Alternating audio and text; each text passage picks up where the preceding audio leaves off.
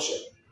Because they will tell you the production cost is so high, and those who are importing, what they pay is more encouraging that it is better for me to import than to employ. I have to pay NRA for the factory. I have to pay electricity bill. I have to pay water bill. I have to employ cleaners. I have to employ security.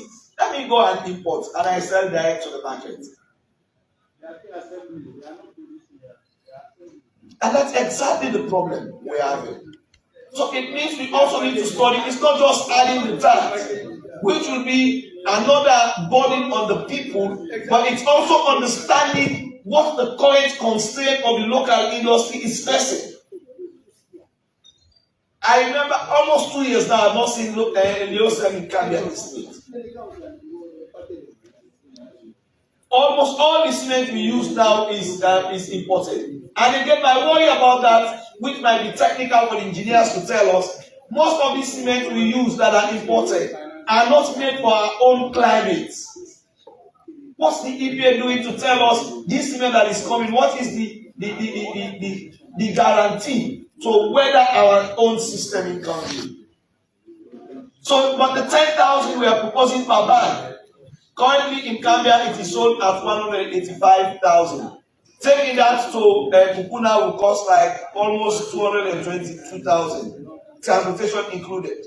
So if we are going to do anything, let us maintain the current situation, have a pricing formula where government will still have their tax without affecting the ordinary people. Again, it's a mistake for us to think cement is a luxury good. No, it is not. Because except when I went to the extreme part of where I am now, the Kolimaka axis. That is where I see complete mud houses with no cement on them. But every other part you go to this country, cement is an essential good. And it is also a political good. An increment in it will affect the economy. And also, don't forget, people building houses now will live on the current price of building materials for the rent of their houses. And those who have built their houses or who inherited their houses in 1977 will still compete with the current price in the market to increase housing costs. So we must be careful with this. Mr. Speaker, honorable members, I have always said in this world, where we are now is in the highest office of influence. If we are sick, we can be flown abroad. If we are sick, we have the opportunity of friends. You call people in contact and they will help you. But if you don't build a system in country where people be assured of having medical treatment, it's a crisis in itself. When you go to the back pages, as the other member was saying it, almost all the equipment we need to build a resilient health sector in private health sector are being taxed again. And what we've not heard clearly is, where are we? Where are we going? Let them give us a clear understanding of where we were in terms of taxing this machine, so we know if they were being taxed before, this was the pricing. Are we increasing or are we reducing? The document is not speaking to that. I must also thank the Minister of Finance. Now in the petroleum industry, we have a ceiling. But that also needs to be reflected in the mobile communication sector. Mr. Speaker, in the mobile sector, we only say we come down to have a ceiling. And a floor price are not a ceiling. We should do it the other way as to encourage competition as it is done in the fuel market. What incentive are we giving to mobile companies that intend to go to the provinces and give Mr. Speaker, just imagine, even the bonuses are being taxed again. It's so discouraging. If you decide now, we are saying we must increase access. How do we increase access to those local communities where our people cannot afford to buy expensive data if there are no forms of incentive by the mobile companies? So I am saying, if there is a way we can split the tariffing system, different from the ones in the provinces where our poor people Today we talk about e-agriculture, we talk about e-medicine, we talk about e-learning, everything. So how do you expect the people in the rural community who want to learn how to plant, to do agricultural productivity using the internet? How do they do that? A floor price is not good for our mobile communications in this country. The more we have, the better we tax and the more we get. When it comes to GST, I will say this, Mr. Minister. We have the laws. We have what it takes. We have the revenue basket is set. What we need to do is bring in more machines. Bring in more machines and enforce it. How do you think, if you're disadvantaging those you've given machines already? I sell the same product. He sells the same product. I have a machine. He does not have a machine. Who do you think is enjoying? People are paying and you're not getting it because the machines are not available. It's the same thing that operates in the water sector. You have some houses having water meter. The other ones do not have water meter. Mr. Minister, let's us do it once and for all. All revenue areas where we need meters to generate more revenue for the state, let us do so and invest in them. Maybe with that, we don't even need all these increments we are putting on the people. Every other day.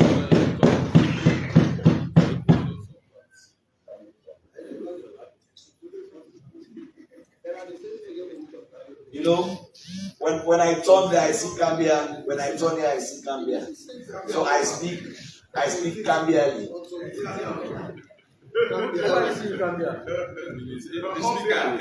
The speaker, Cambia.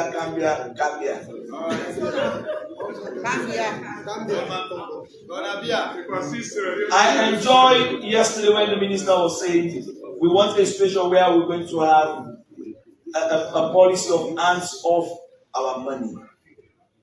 The transactional rate between within the tax rate base is worrisome. We must reduce the hands on our money because if we deal with that, I am sure we'll have an increment in taxation.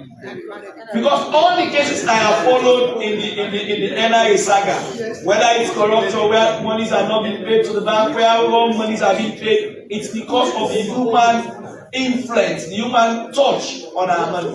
So, Mr. Minister, we support you in this, the campaign of hands off our money.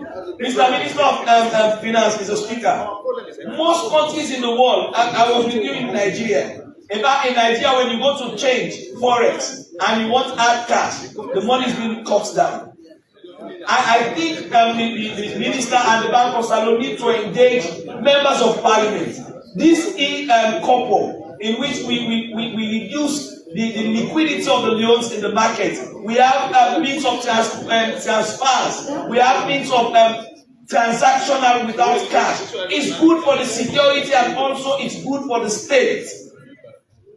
We brought in the machines. No much sensitization is done. I doubt how many MPs even know the machines are in country. What Bank of Salon has done to this, because every other year we print the loans. Every other year the loans.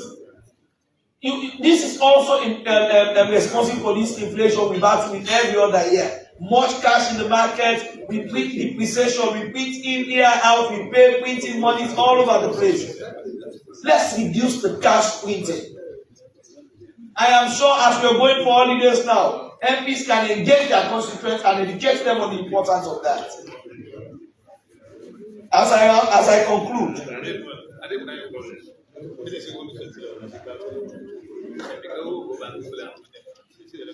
I want to please, Mr. Speaker, using your office, let us look at those taxes that have been recommended for the health sector. Let us understand them better. Let the minister explain to us better what if there are new taxes, if they are in existence. Because as we speak, most of these machines lined up here are not in the government facilities.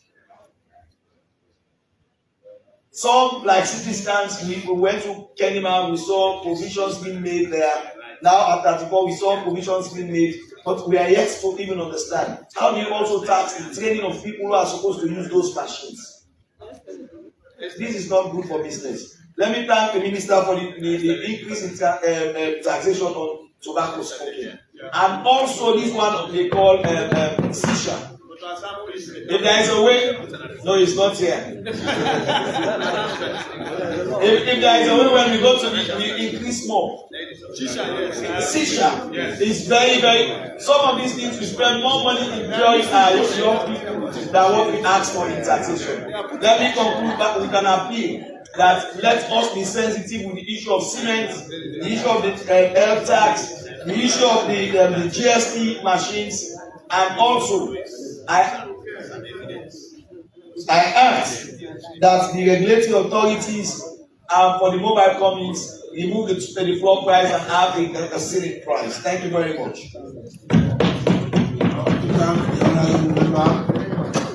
And I take due note to several recommendations that I've had on the floor, particularly so from the last two speakers.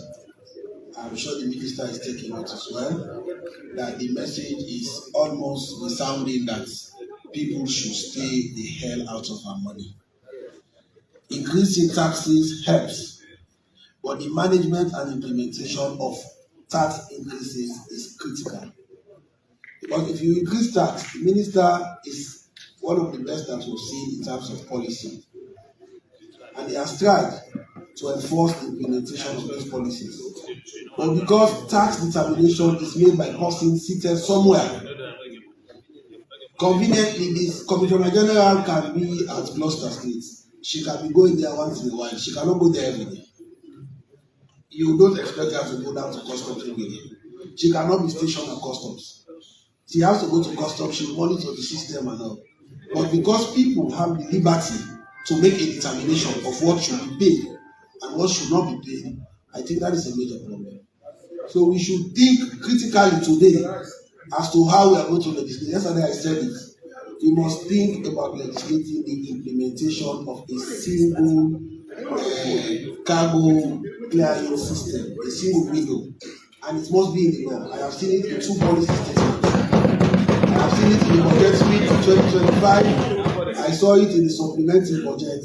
The minister has forcefully told us that one of the key measures to improve revenue generation and to meet the target of domestic revenue to GDP is to implement a single window system, ESW. So as I've had it on the floor, I think we are considering, I have a proposal, but I think other members will see through the proposal and will legislate it.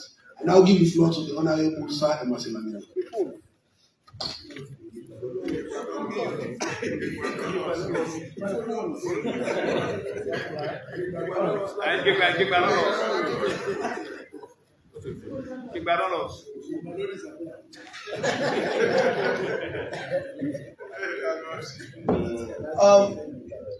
I'm a trained and qualified teacher. I can speak 5 hours without consulting the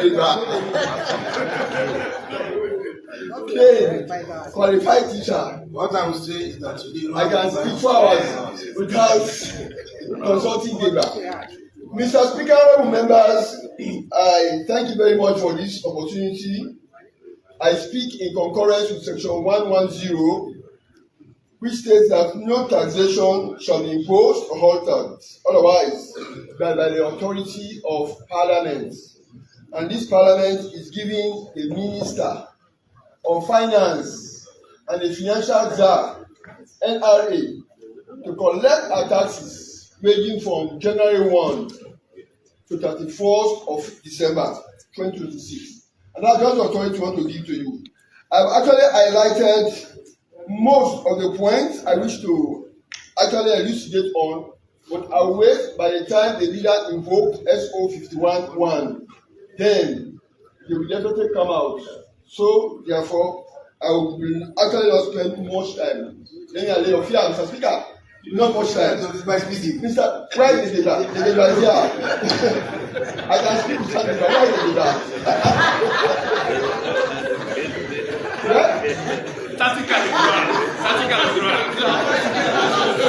If it is data, then Mr. Speaker, give me 1 hour. I can speak. No, I appreciate your Mr. Speaker,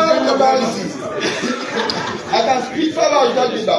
Mr. Speaker, honorable members, I want to allude to the deputy opposition leader too, to most of the points actually raised about waiver. Yesterday, I brought up the issue of RFF. I'm talking of illicit financial flow, money changing hands across borders.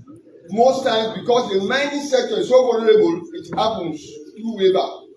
I can allude to that. What I will not allude to, and I will cry stinking fish of what he actually raised, is the issue of privatization. Mr. Speaker, during my short stay in my self-imposed exile, as well as the US, we hardly see mining flowing. But they do get majority of their revenue through private sector and privatization. The private sector, citizens there care less to know about how governance runs, but the private sector, when we begin to wonder what is happening in Dubai. You hardly see money in Dubai, but they get majority of their revenue through taxes. So bringing the private sector on board, I commend you, Mr. Minister, and I commend you very highly. You know why? 9 out of 10, the speed at which the NGO worker works can hardly be compared with the greatest respect to government workers. What can be compared to government workers? The slots, the laxity, the latitude, the government workers, the strength they put into their work much cannot be compared to the NGO worker. So also the private sector. The private sector work 24 hours on the clock for their money. So bringing privatization and privatizing most of our taxes, I highly commend you, Mr. Minister. I commend you very highly for that, because all over the world today, it is whether through BOT or PPP, and the money is coming. I will only encourage members of parliament to actually emphasize their oversight. Oversight is very, very necessary. Mr. Speaker, honorable members, I can feel the pain of the minister as well as NRA. As a former mayor, I know the pains is not taking to raise revenue. I was so overzealous to raise revenue for my municipality, because I wanted to deliver to the extent I pressed a very wrong button at the time, which almost cost me my job. That is it. Mr. Speaker, look at the regulation. In this particular act, clause 33 gives you power for the formation, for the design of regulation. It is important. It's not all of the taxes you see, but the NRA can bring a valid piece of information for you to be empowered to make regulation. I take example for section 37 of the Mines and Minerals Development Act. After 36 paying surface rent, 37 is saying suspension of licenses if they fail to pay that tax. It's not about suspension. Why can't they levy tax? I'm a beneficiary of a surface rent payment. 2 years now, I've not received it from the miner. But the act is saying let it be suspended. Don't go for suspension. Not only suspension, but levy tax. Let them pay taxes. That tax comes to the state. So you see, where there are lacunas, which the 2026 Finance Act does not solve, make regulations. Regulations are very, very important. Why some of us will pretend that for the people, taxes, at the same time, when I watch artificially, it's like.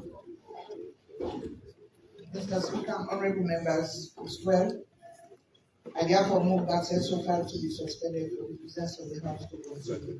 Any seconder to that motion? I so second, Mr. Speaker. All in favor of the motion say aye. Those against say nay. The ayes have it. Can I open my continue? Mr. Speaker, as I said earlier on, we need these taxes. It cannot be gainsaid. Whether MPs will look up for better facility or our commitments as embedded in our manifesto for us to deliver, especially that has to do with 22% of our budget going towards education, such that has never have received independence. We actually need this cash. And Mr. Minister, you can be assured that Parliament will give you the wherewithal to look out for the taxes. The income tax of 2000 clearly spelled it out. Those defaulters that do not pay, we bring their names on board by exposing them, announcing them that this company or that oil company or that oil company has a particular money to be paid to the state. Then they expose the Income Tax Act of 2000 gives you that authority. Mr. Minister, I would say to you that if there is any time to collect taxes, to collect money, it is now. I will tell you a reason, Mr. Speaker. As a development educationist, I've seen it all over the world that if there is any time we should collect taxes, it is now. Check it very well.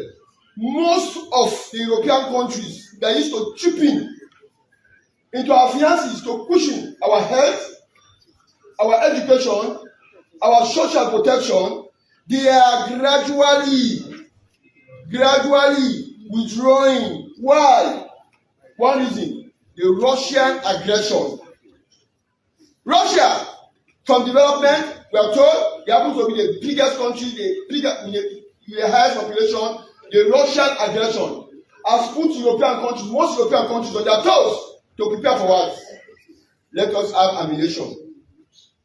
Let us care for our resettlement. Let us care for our agents. So, if there is any time to collect taxes, it is but now. Mr. Minister can attest to that. Most of the European countries are used to chip in, to swallow kitchen. They are no longer there. That's one. The issue of migration is also eating a huge chunk of the monies those donors used to spend. Care for their agents, all of those things. In part 3, as I said earlier on, part 2 of the particular schedule, I noticed that 39% tariff rates on eggs, as well as pure water from the overseas. That is even small, but I can accept for the moment. What is that doing? Yesterday, I did say 72% of the chicken that we used to import has cut down drastically from the statistics of the poultry farmers association. They have said 32% of the chickens that we used to import in this country. So bringing 39% tax rates on them will actually empower our local farmers dealing with the poultry, as well as our local entrepreneurs dealing with pure water. They have to give them the strength that yes, we can put in there. Mr. Speaker, gone are the days where Sierra Leoneans would go out to the dustbin for rotten chicken. Gone are those days. They will no longer go to the dustbin for rotten chicken that the importers will import, and it will expire, and then they will be thrown to the dustbin. Citizens going there. Why? Because our local farmers are well empowered to produce this chicken, not only the chicken, but the eggs also. I commend Mr. Minister very highly to that, and I will support him in bringing out regulation. I also commend Mr. Minister for the corporate tax use. For the record, he used to give 30% corporate tax during the time of COVID. I'm quite aware. Tax that used to be 30% was called down to 25%. Why? Because COVID-19 is no longer in our midst. For the very first time, they have taken on that tax, which is commendable. And another investment tax, investment allowances that they used to give entrepreneurs, businessmen. This happened 20 years ago. He has been very, very tolerant, Mr. Minister. You can imagine 20 years ago what has ended, or more than 20 years ago what has ended. It is only now you are reinstating and reinstituting this particular tax. 20 years. They used to give this tax to free businessmen that come, do business in our country, will give it tax, waiver of this, waiver of that. 20 years on, it is only now. Mr. Minister is actually reinstituting such a tax. I commend you, and we need those monies. We need those monies because it will go a long way to pushing our development agenda. And the issue of the mortgage is also biting. Where NRA might fail, NRA, I hope they are here. Where you think you might fail, bring it up to the Minister for Regulation. It can help you. And I should also commend the Minister specifically for his proper policy on staples that we used to.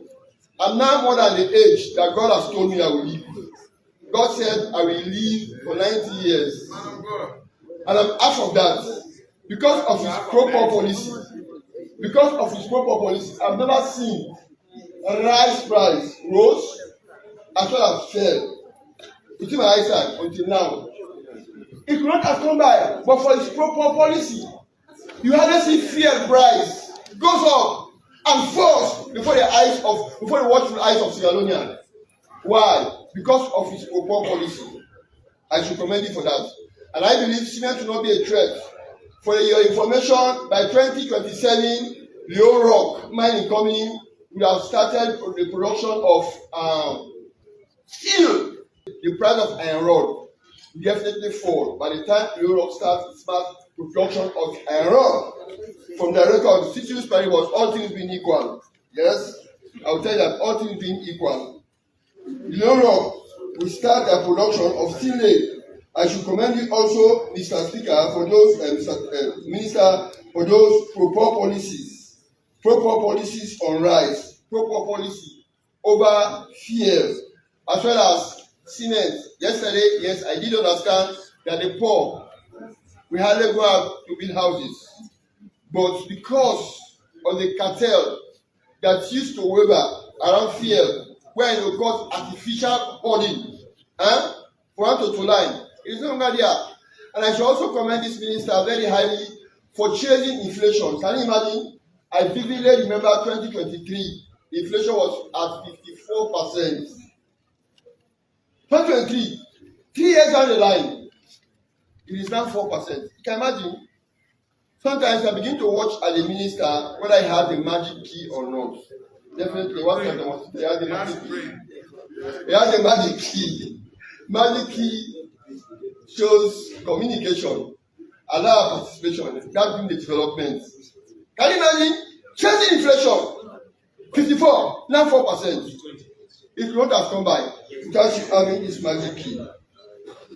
Thank you so much. You can be assured that raising taxes, we are part and parcel of the people. If the other man is suffering, we are also part and parcel of the ordinary people. We love them dearly. And because we love them, we also want our country to develop. You hardly see the West benefiting from one thing or another like mineral, but from their taxes. And if there is any encumbrance that will stand before you, whether it is through new legislation or whether through regulation, bring it up. You can have the big support of the parliament. The parliament will definitely help you so that you can achieve all what you have projected for 2026. Gone are the days where people, even though they are interested in big salary or big allowances, yet they will say for the people, for the people. I call it crocodile tears. There is no room here for the crocodile tears. No one will cry crocodile tears here. If you see the way crocodile displays its tears, it is very wicked. Crocodile knows that human being is so precious. But yet, what is happening with the Why are you talking about crocodile tears and you are pointing in a particular direction? I'm just demonstrating. And your demonstration is only lead toward a particular direction. Okay, no problem.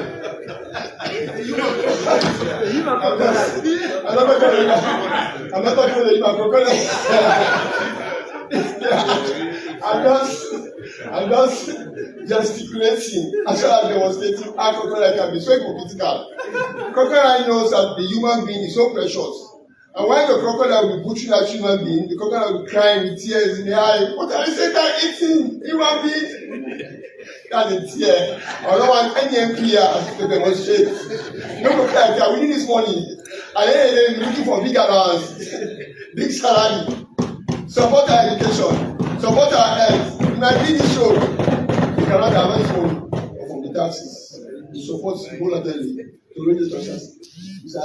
Speaker, honorable members, I urge that by the time we come to SO 51-1, let us cooperate with the ministry so that we can get all the money projected for in 2026. Thank you very much. Thank you, honorable member. Though he has refused to acknowledge that he has lost his paper, and it shows clearly that his paper is not in his possession. I've told you earlier on that I can speak for 5 hours. So we are now allowed in this debate. I'll give the floor to the leader of the opposition. Another reverend. Thank you, Mr. Speaker. Year in, year out, we have struggled as a nation to generate revenue. Not only the SNDP government, we've had similar challenges even in the previous government. revenue generation has been a very serious challenge. And if as a nation we cannot tackle it, then our future will be dim. So today my debate is going to be very unusual. I am going to take you on an horizon of strange ideas and experiences because the human mind wants sometimes to be diverted and it's on better to think it. So today I'm going to focus mainly on governance and see how state institutions can contribute to revenue generation. Mr. Speaker, from our Constitution, Chapter 2, Section 7, is conspicuous and very clear that the objective of the state specifically is to ensure one effective management of natural resources, ensure the nation's wealth benefits the people, avoid exploitation or waste of natural resources, and promote transparency and accountability in their use of natural resources. So to me, as a state, we owe an obligation. Country like Sierra Leone should not be struggling for revenue generation. In fact, when you go to World Bank, the definition of good governance, according to the World Bank, it says good governance is defined as the manner in which power is exercised in the management of country's economy and resources for development. So if you cannot manage your resources, you cannot manage your economy, then you expose your citizens to poor and adverse conditions.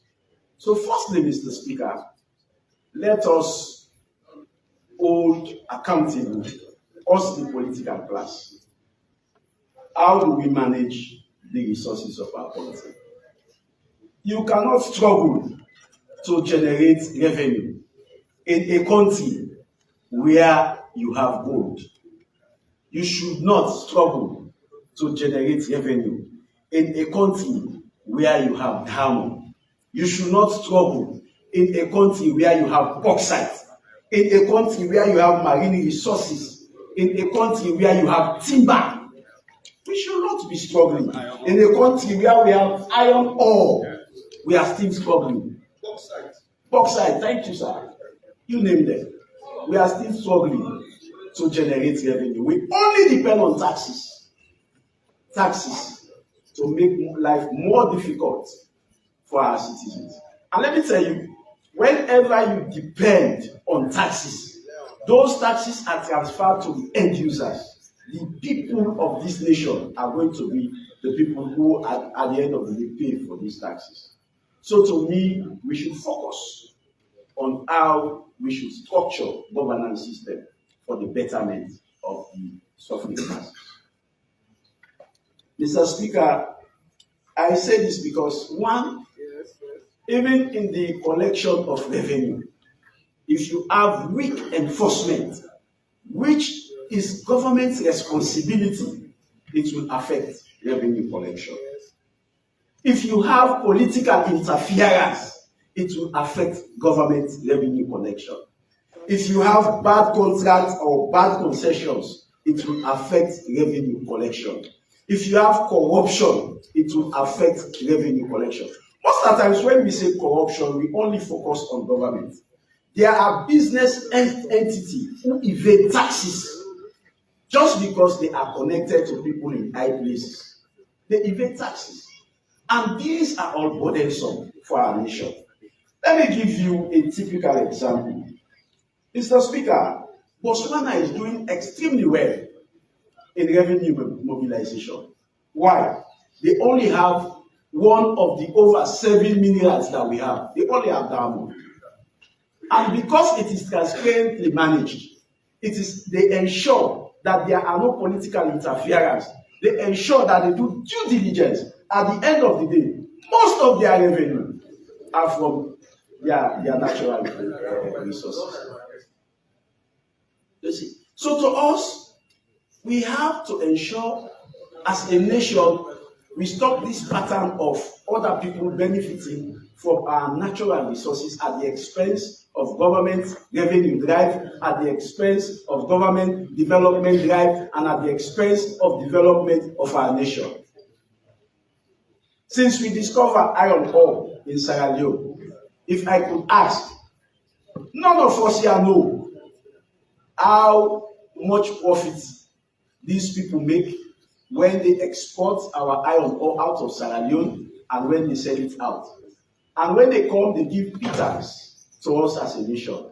And we begin to struggle again as to how we begin to impose taxes on our people so that government would have the requisite resources to run this nation.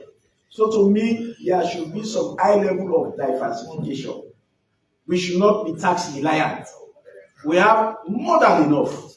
I have just given you an illustrative example of Botswana. They only have diamond. And out of the diamond, they are doing well in terms of their economy. Zambia, they only have copper, and they are exporting copper in a very large quantity.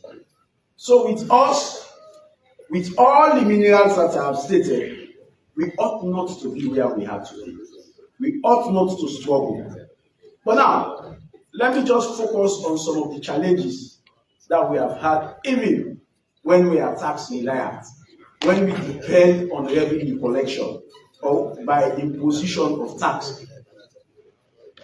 Of course, I have gone through carefully this 2026 Finance Act, and I want to commend the minister and the ministry for the work they are doing, and similarly want to commend NIA for the revenue collection drive.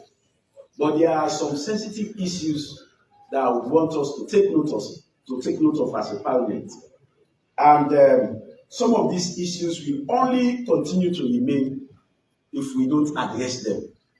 And one way to generate revenue is not only to broaden the tax base or improve compliance or strengthen the domestic revenue mobilization. It also has to do with discipline.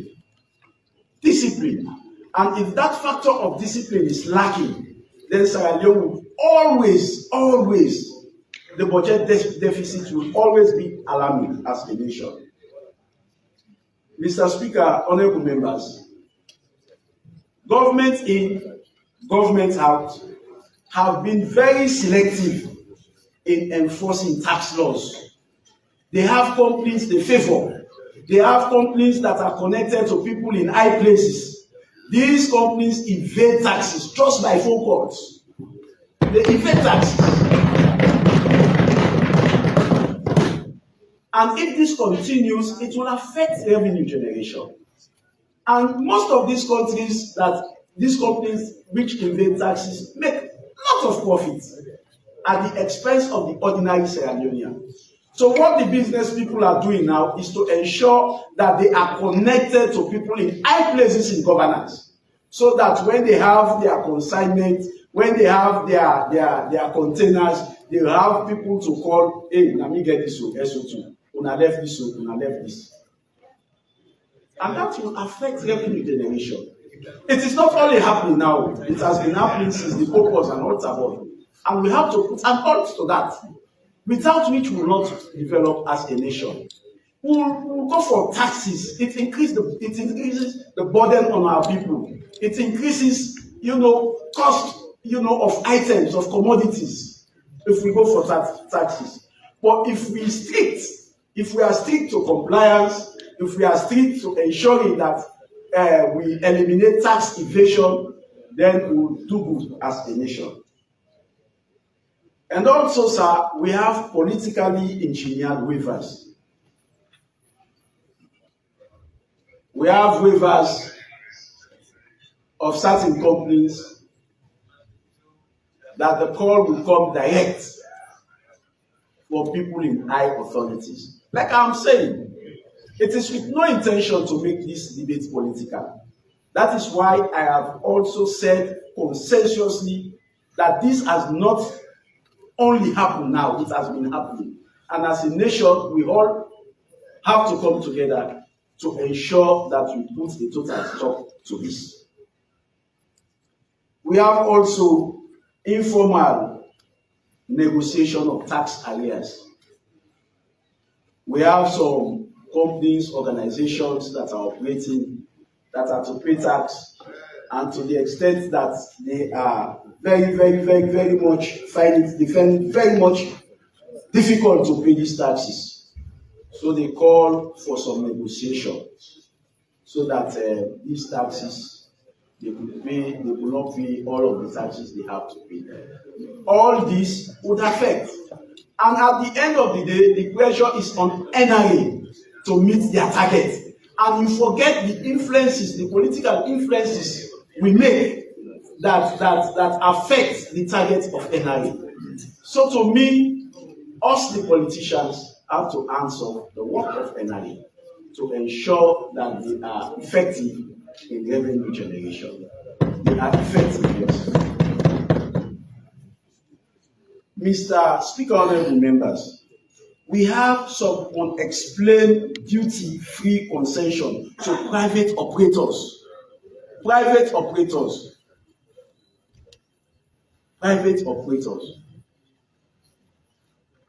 So to me, as a nation, I don't believe in, well, taxes are good, but I don't believe in excessive taxes.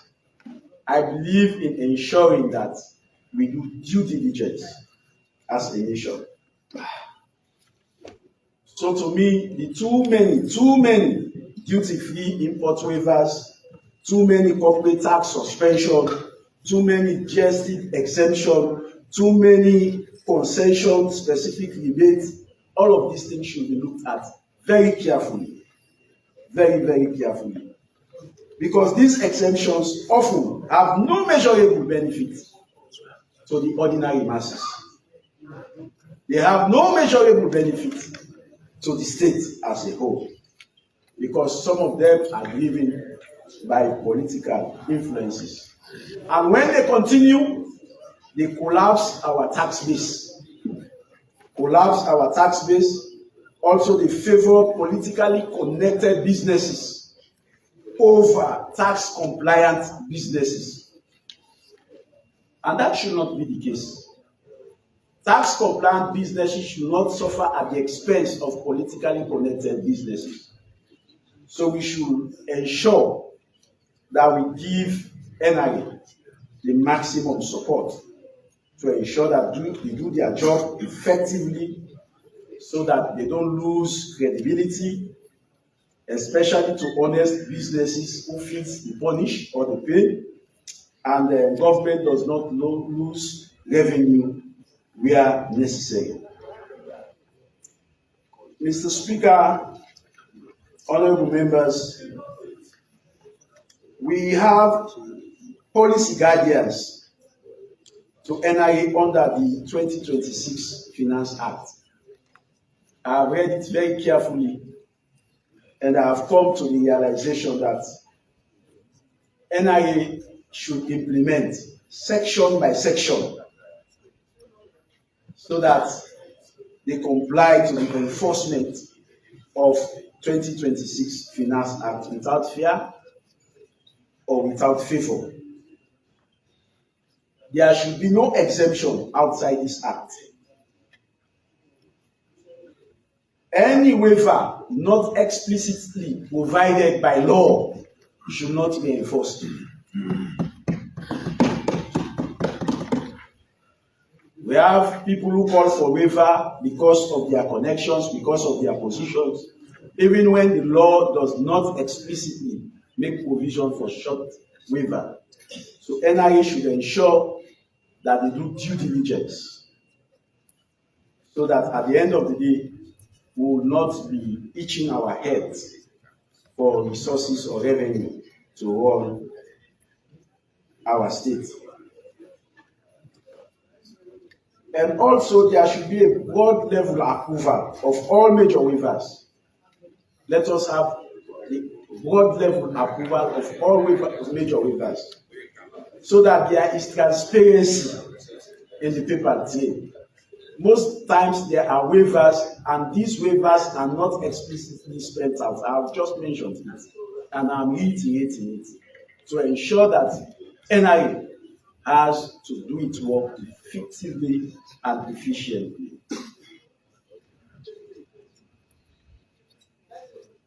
If we prioritize our work, especially in mining operators, fuel importers, construction companies, telecoms, shipping and logistic operations, then we'll be able to make a huge recovery.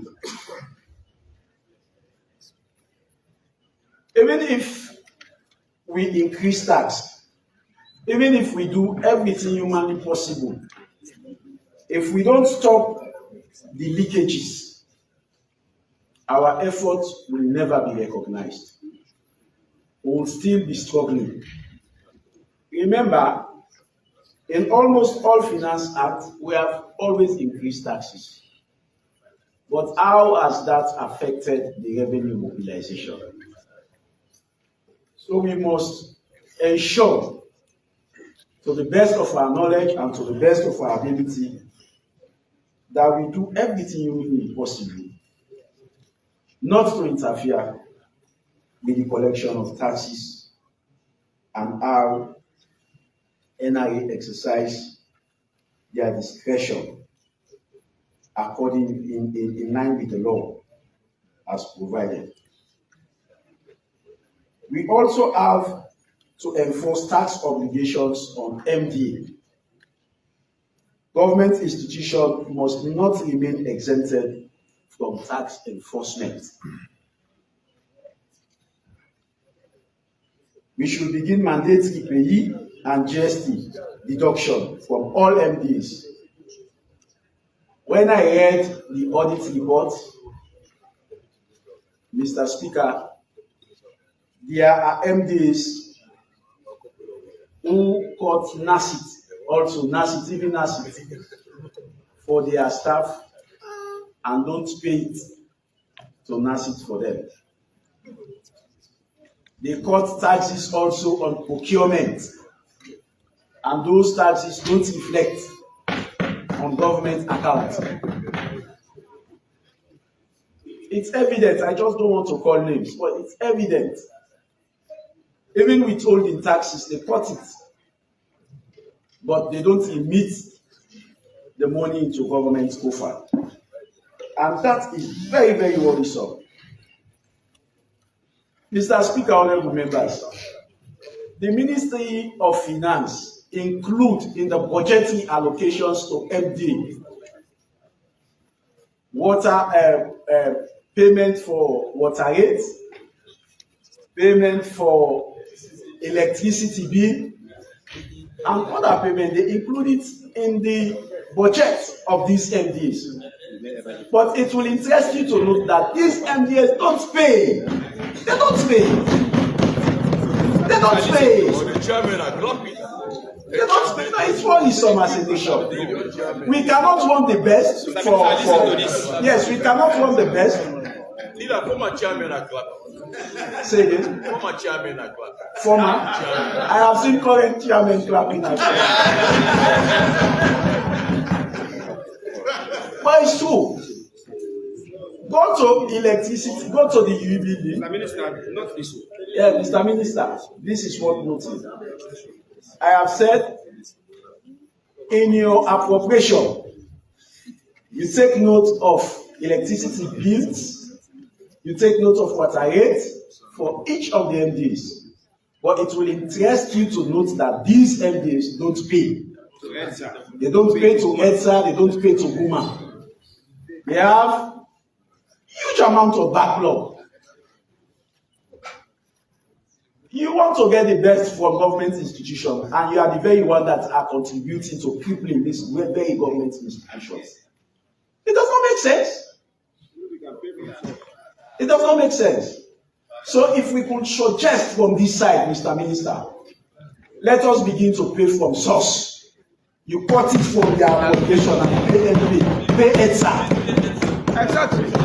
The honorable leader, sorry, I don't mean to interrupt, but I think you don't need to emphasize the point. The point is clear that in section 54 of the PFM Act, it makes clear for the deduction of setup. So the ministry is at liberty to deduct and set off the liabilities up to NRA by these MDAs. So if any MDA is owing NRA, I think it's a matter between NRA and the ministry have obligation. The financial sector is here. Mr. Speaker, for the implementation of the PFM Act. Mr. Speaker, it is also the role of Parliament. The PFM Act was passed by members of Parliament consensuously, and whenever an act has been passed by this Parliament, we should play an oversight role in ensuring that it is followed to the letter. So to me, it will be very good that there is an upfront deduction of electricity charges. Buma was here a couple of days ago, and you know how they are struggling with revenue generation. They are struggling. ETSA owe car power sheet. ETSA owe the car power pole. They also owe ETSA. Yes. And ETSA also owes NRA in GST. So some of the things that we are grumbling about is within our circle. It's within our circle. It's within our circle. Until we address them, this nation will not move from where we are. We hope to address them. We hope to do that, Mr. Minister.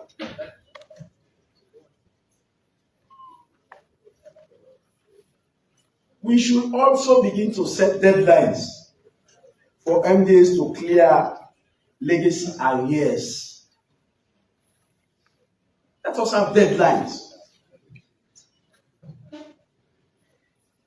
All of those MDAs who have refused to pay either to NRA or to ETSA or to Buma, they face no consequences.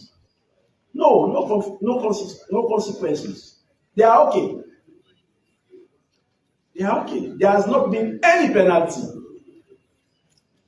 And these arrears keep to go on up year after year, year after year, year after year. And they are the very one, when they don't have their allocation, they will almost kill the Minister of Finance, forgetting that they are the one that are depriving the nation from its prerequisite revenue.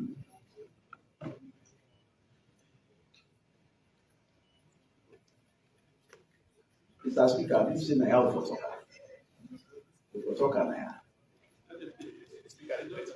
No. Speaker is at peace with me. No, fully. Yes.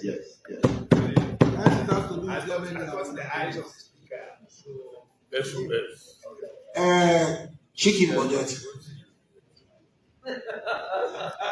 And we should go further, Mr. Speaker, we should go further to legislate in laws that will introduce sanction for non-compliant MDAs.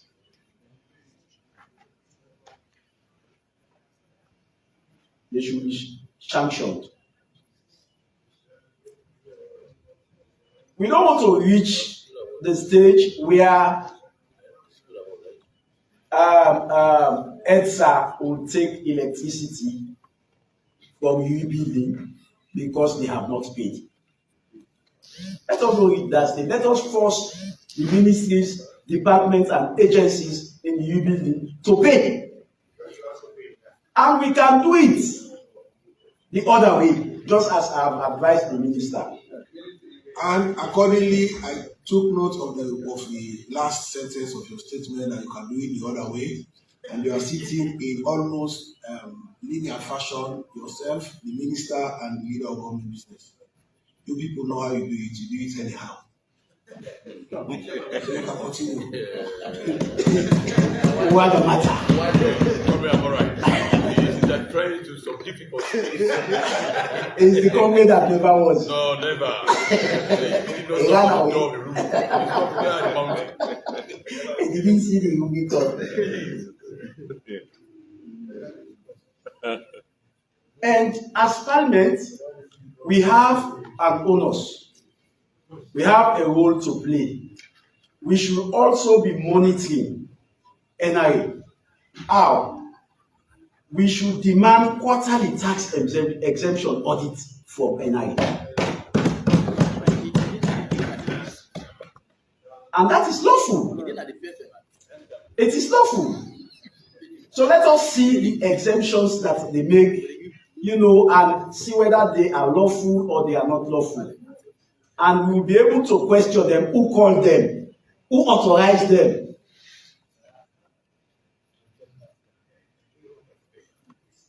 And Mr. Speaker, we should not stop there. We should also periodically summon NIA leadership on compliance performance. Let them talk to Parliament and see the compliance rate of the laws we make. Because if we make the laws and don't monitor them, we are making them in futility. And people will take advantage because of our negligence.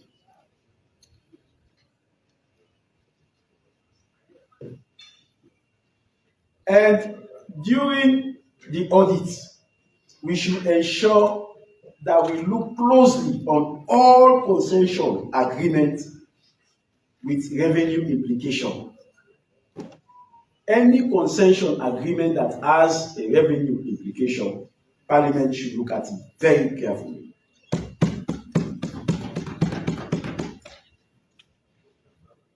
And minus NIA. Also, any tax waiver that is above a defined threshold, we should also call the minister to explain why they require that tax waiver.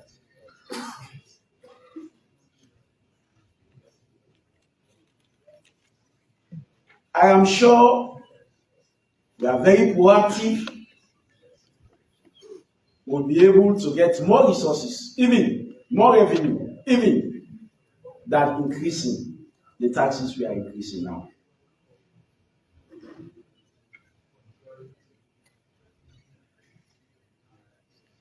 Mr. Speaker, like the Right Honorable Emerson Lamina, he's not even hearing me. Okay. From all eyes and all ears. Okay, thank you. Like you said, you are a teacher, and you have demonstrated that to me, that you are a teacher, even without your geba. You spoke with confidence. We don't doubt your ability. I only pray that the person who stole your geba will not steal it next time. I don't keep it in the house. Mr. Speaker, that is what used to happen in the last Parliament. Whenever you are discussing before the entrance of the Speaker, be careful of SMPP MPs who come to your desk. They will steal your paper.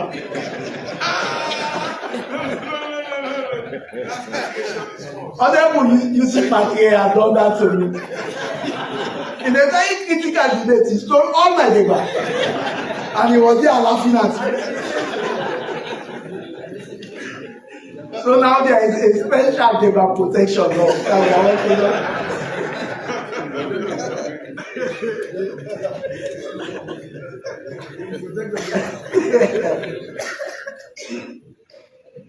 And I have looked at some of the increases made, especially on taxes, specifically in this 2026 Finance Act.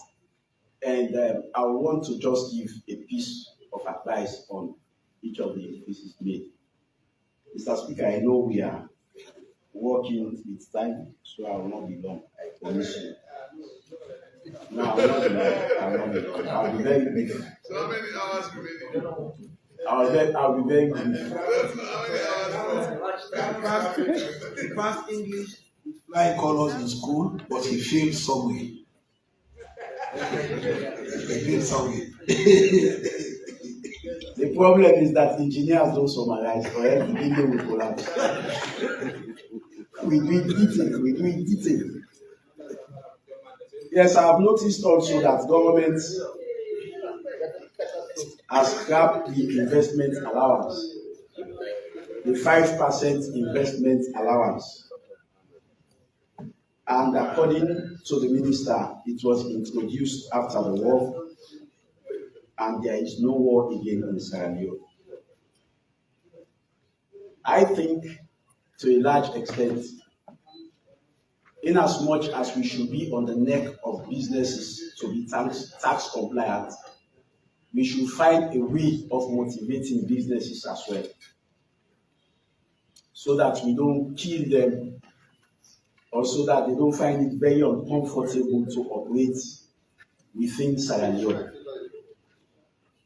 Over the period of time, even before he became Minister of Finance, and before she became the head of NIA, we've had a good number of businesses that are shut down because they think the country is not business friendly.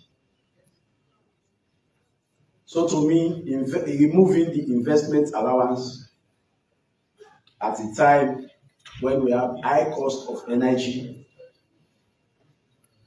we have high cost of production, it will also demotivate businesses. It will discourage new investors, and it will suffocate existing ones. So as a nation, I want to advise that we do our level best to make our country very attractive to investors. If you go to Ghana, you go to Rwanda, you go to Kenya, and even Guinea, they are doing well in terms of encouraging investors. Remember, government has promised that they want private sector growth. And if we want private sector growth, we should not do anything that will discourage them. Investment allowance encourages expansion and job creation. So to me, I want a rethink of that. And in as much as we've been on the neck of government for tax increases, there is also zero rating on cooking gas, on solar panels. There has been zero rating, meaning there will be no taxes for them. Mr. Minister, in as much as I know that you're doing it to encourage business people, but we have to make comparative analysis with where we find ourselves now and what are the things we do now. To me, these things would not have direct benefit on the mere Sierra Leonean, because even after this finance bill is passed, the prices of solar panel will not come down, will not increase, will not. It's very expensive. Even after this finance bill is passed, the price of cooking gas will not depreciate. It will not. The only beneficiaries are the business people. They are the business people. So if I am going to advise Mr. Minister, I will advise that based on the present situation of our economy and how aggressively we need money to fund government agenda, let us suspend that very clause and ensure maybe we'll implement it next year. But for now, let us suspend it and ensure we tax it, yes. To me, the Finance Act should be carved in a way that it benefits the ordinary Sierra Leonean who are investors, who are business people, who invest in businesses, the local content. Let us begin to concentrate on them. Mr. Speaker, I have also read in the Finance Bill that digital services are now taxed.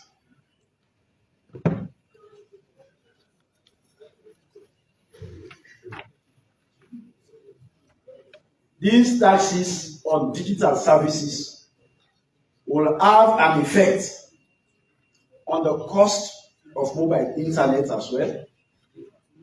It will have an effect on all digital services.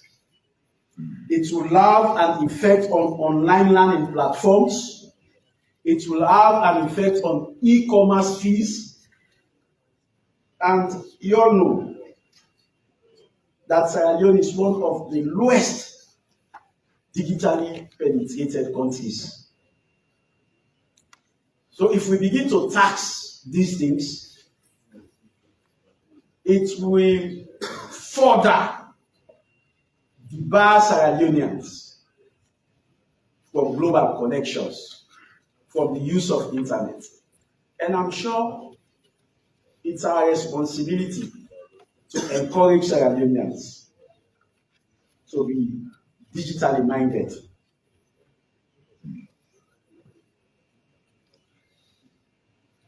So, Mr. Speaker, honorable members, I have been cautioned by the Speaker that I did not do summary, though I didn't read linguistics at Fuari College. I read engineering. I will summarize. Yes, the building would fall down if you summarize. I used to have a lecturer in electricity when I was in Fuari College. When he marks our paper, he does not keep quiet. He is in his office and will go outside his office, will sit by his window to listen to him while he's marking. And when he takes your paper, I'll call your name. Oh, Abdukapo! No, this is not what I told you. No, this is... Like, for example, if your calculation of power should be 80 and you get 120. 120? You go bond the So already, if you are failing the exam, you know from your corner that you are failing. You know that you are failing from your corner. He's a late man of academy. So to me, Mr. Speaker, honorable members, the Finance Act should be growth strategic. Should be we should ensure that we strengthen compliance rates. We upload or upgrade our revenue mobilization drive. We enforce existing laws. We block existing leakages. We tackle corruption at the custom, just like you suggested. That's one stop. Very, very good. Because there are people, they have to go about 5 to 10 places before they clear their containers. And in each of those places, they have to pay certain amount. So the person before you sign this year, for pass this year. So if you have all of the documents and present them at one place, then you don't see the other people who are signing. It will be very perfect. We should try to reduce human interaction in those businesses. That is why when people collate all they pay for container, it's very expensive. minus the formal prices. The other Mokofes SO2 are also very exorbitant.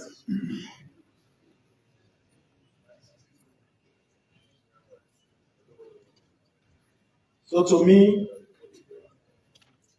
raising corporate tax, I have also seen that rental tax also have been raising. It's also worrisome. No sooner you raise rental tax, Mr. Speaker, SO2 Asabri will unlock them. Before you remember, the noise house rent. And one thing that is very challenging in the capital city is accommodation.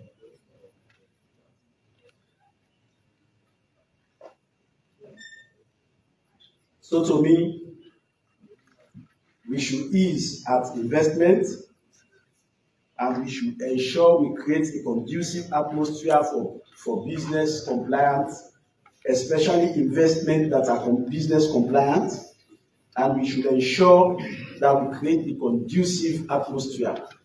So in a nutshell, I want to thank the Minister of Finance and the head of NRA for the drive they are making, and I want to embolden them to be very independent in the exercise of their duties, to ensure that they are law compliant, to ensure that they are not pushed to the corner to do what will affect revenue collection.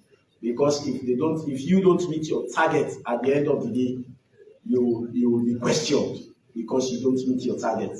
All of those other factors will not be taken into consideration. So with me, Mr. Speaker, I've given some of the challenges and some of the benefits in this very Finance Act, and I want to hold my peace and thank you for the opportunity. I want to thank the honorable member, and I'll give the floor now to the leader of government. Leader, you have the floor.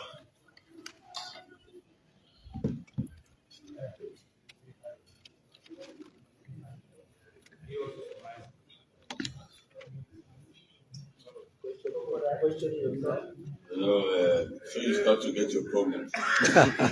You see, he's already an ex-chairman, former chairman, and he's asking you a question. You'll be former chairman for life. Mr. Speaker, honorable members, Mr. Minister, I want to say thank you for taking your time to put this document together with your team. Of course, your team includes the NRA and other entities. Today, we have all accepted that we are seeing increment in the tax collection based on reasons. Reasons how we try to support that. Why do we need to have an increase in tax collections? You have profiled reasons, but I reach really points. That's why you are pushing those reasons. The thing I can put to the fore is that if we have increased this year, next year I was thinking about giving incentives. That is, I'm just making the case that if there's an improvement, looking at all your data, looking at the 1.5% increment to GDP, if that one is actualized, we are not thinking about how do you bring incentives. So take note of that as we go along supporting you. Thank you very much, Honorable Abdulkabo, for leader of the opposition, for your salient contribution and your points that you raised that has so many things concerning revenue collections. Mr. Speaker, honorable members, first, let me draw attention to the memorandum of objects and reasons. Before we rise, we need to have some clearly spelled answers. We cannot further in having this be completed if we don't do the memorandum of objects and reasons. It's not here. So before we rise, we have to do it. You have it on your actual drafts. So you have to present so that we can know that this is the reason why we are enacting the finance bill. Generally, we have the idea. That is why I know Honorable Abdulkabo did raise it and other colleagues. But we need to put it. It's the format. We need to respect the format. I have said you have laid the foundation since yesterday that you are trying to look at the GDP We want to be in conformity with sub-regional standards. And even when we are talking about taxes, talking about actual values, according to the values that we need to maintain in terms of tobacco, the Latin word, ad valorem, talking about values that we calculated. We are also going for the minimum.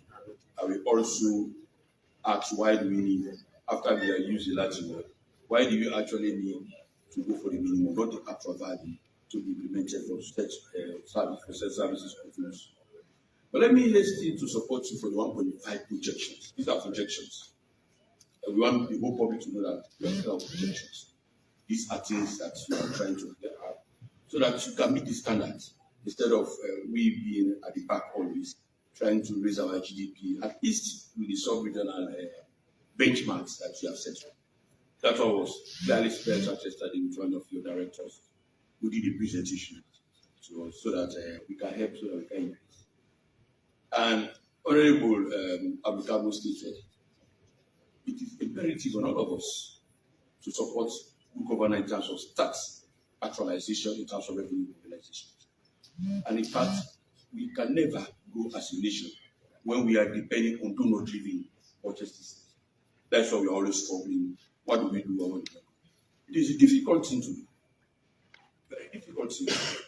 As I said yesterday, the problem we are having, Mr. Speaker, the time we fought the hot tax war, the time we fought the hot tax war, is what is fighting us today.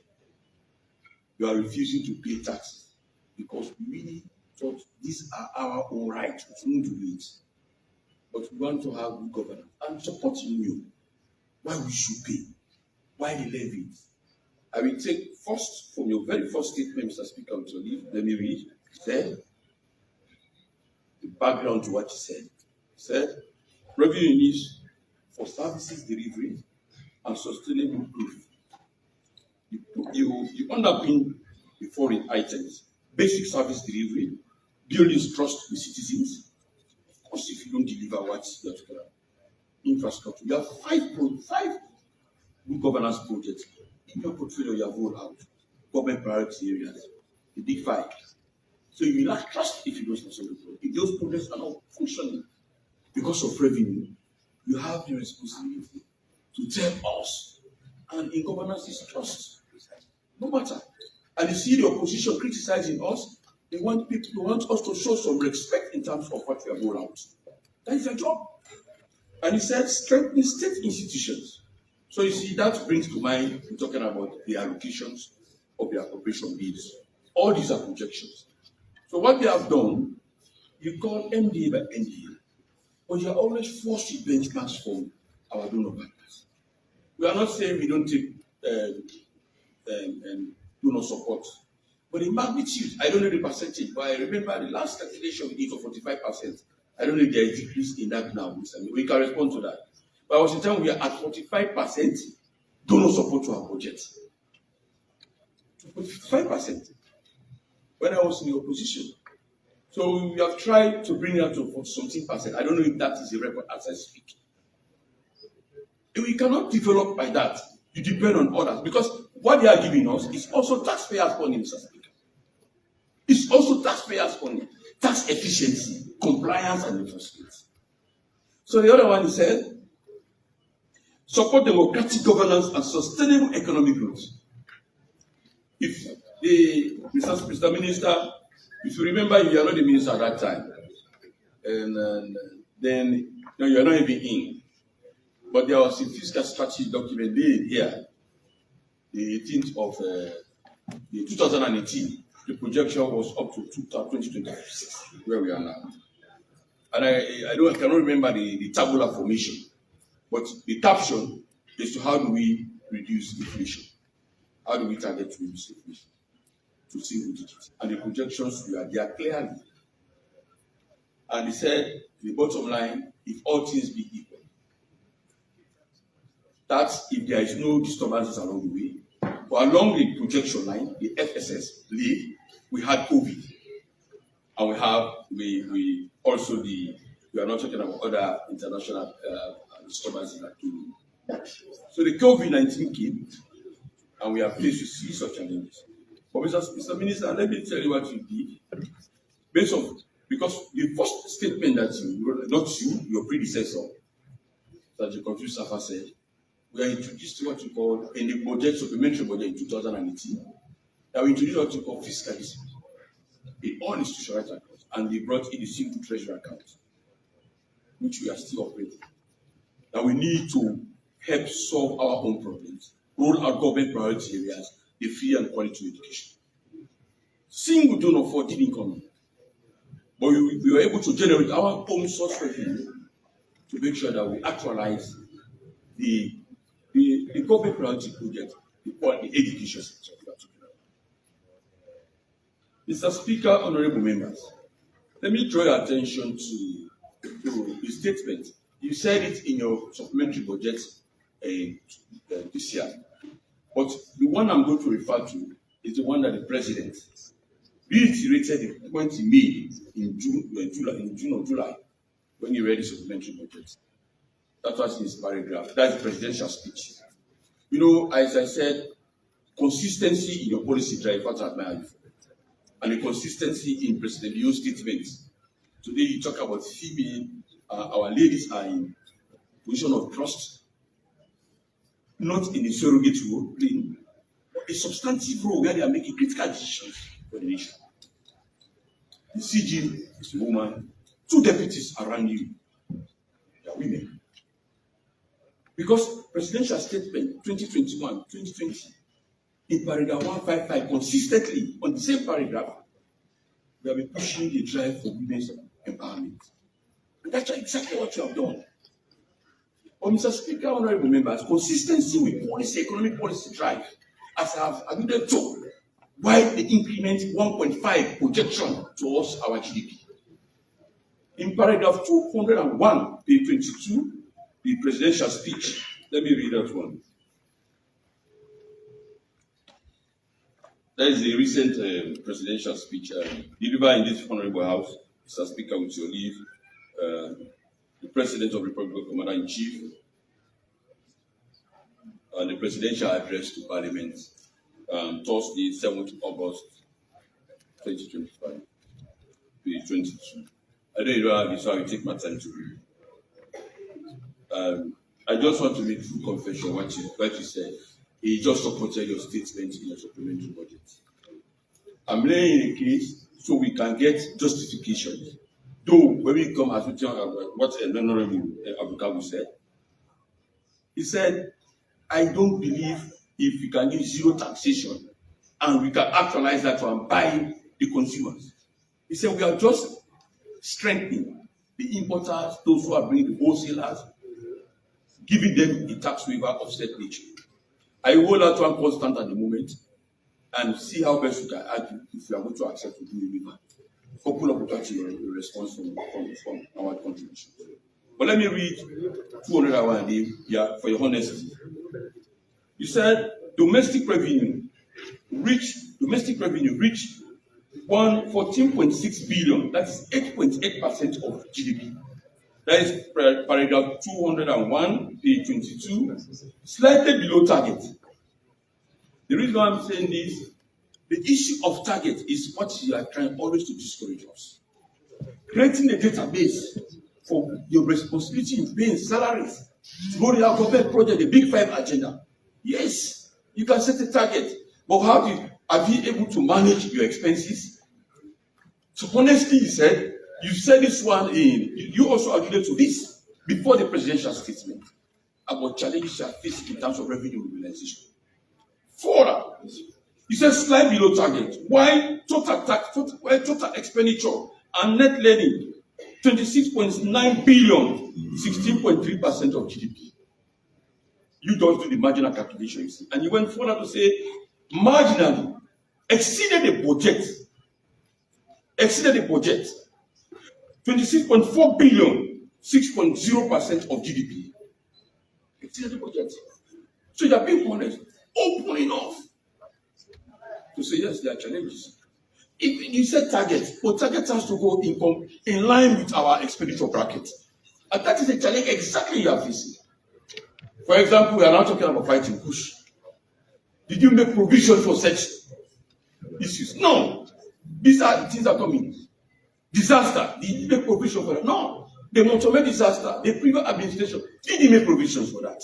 And we are talking about cash flow budget. Cash budget, what you get is what you spend.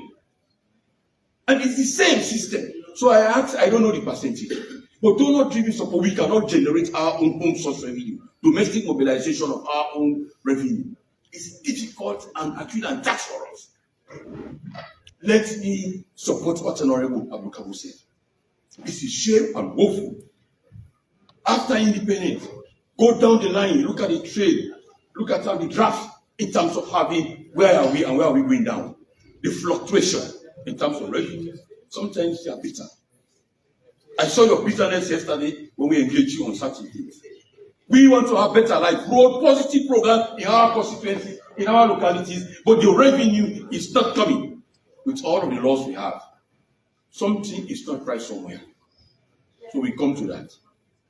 The other side said compliance and enforcement. I hold that one constant, Mr. Minister. Let me forward to help you. And you now came to this grant. You now came to grant. Let me state this one. There are grants coming with conditions. We have just approved grants with loans here. They tied them. So when I asked FS, I didn't ask you, do we need to ratify the grants and leave out the loans?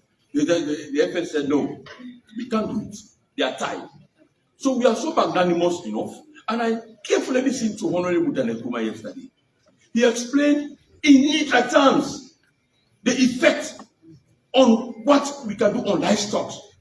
And he set an example. On his own administration then, people are laughing, but that is a true story. It's a true story. Non-partisan at all. He had a bipartisan approach. How do we curb this menace about having revenue corrections? It's not about politics, it's about way of life. Mr. Minister, let me now tell you what he told us, what the President told us. In line with your supplementary budget. Grand total, 5.0 billion, 3% of GDP.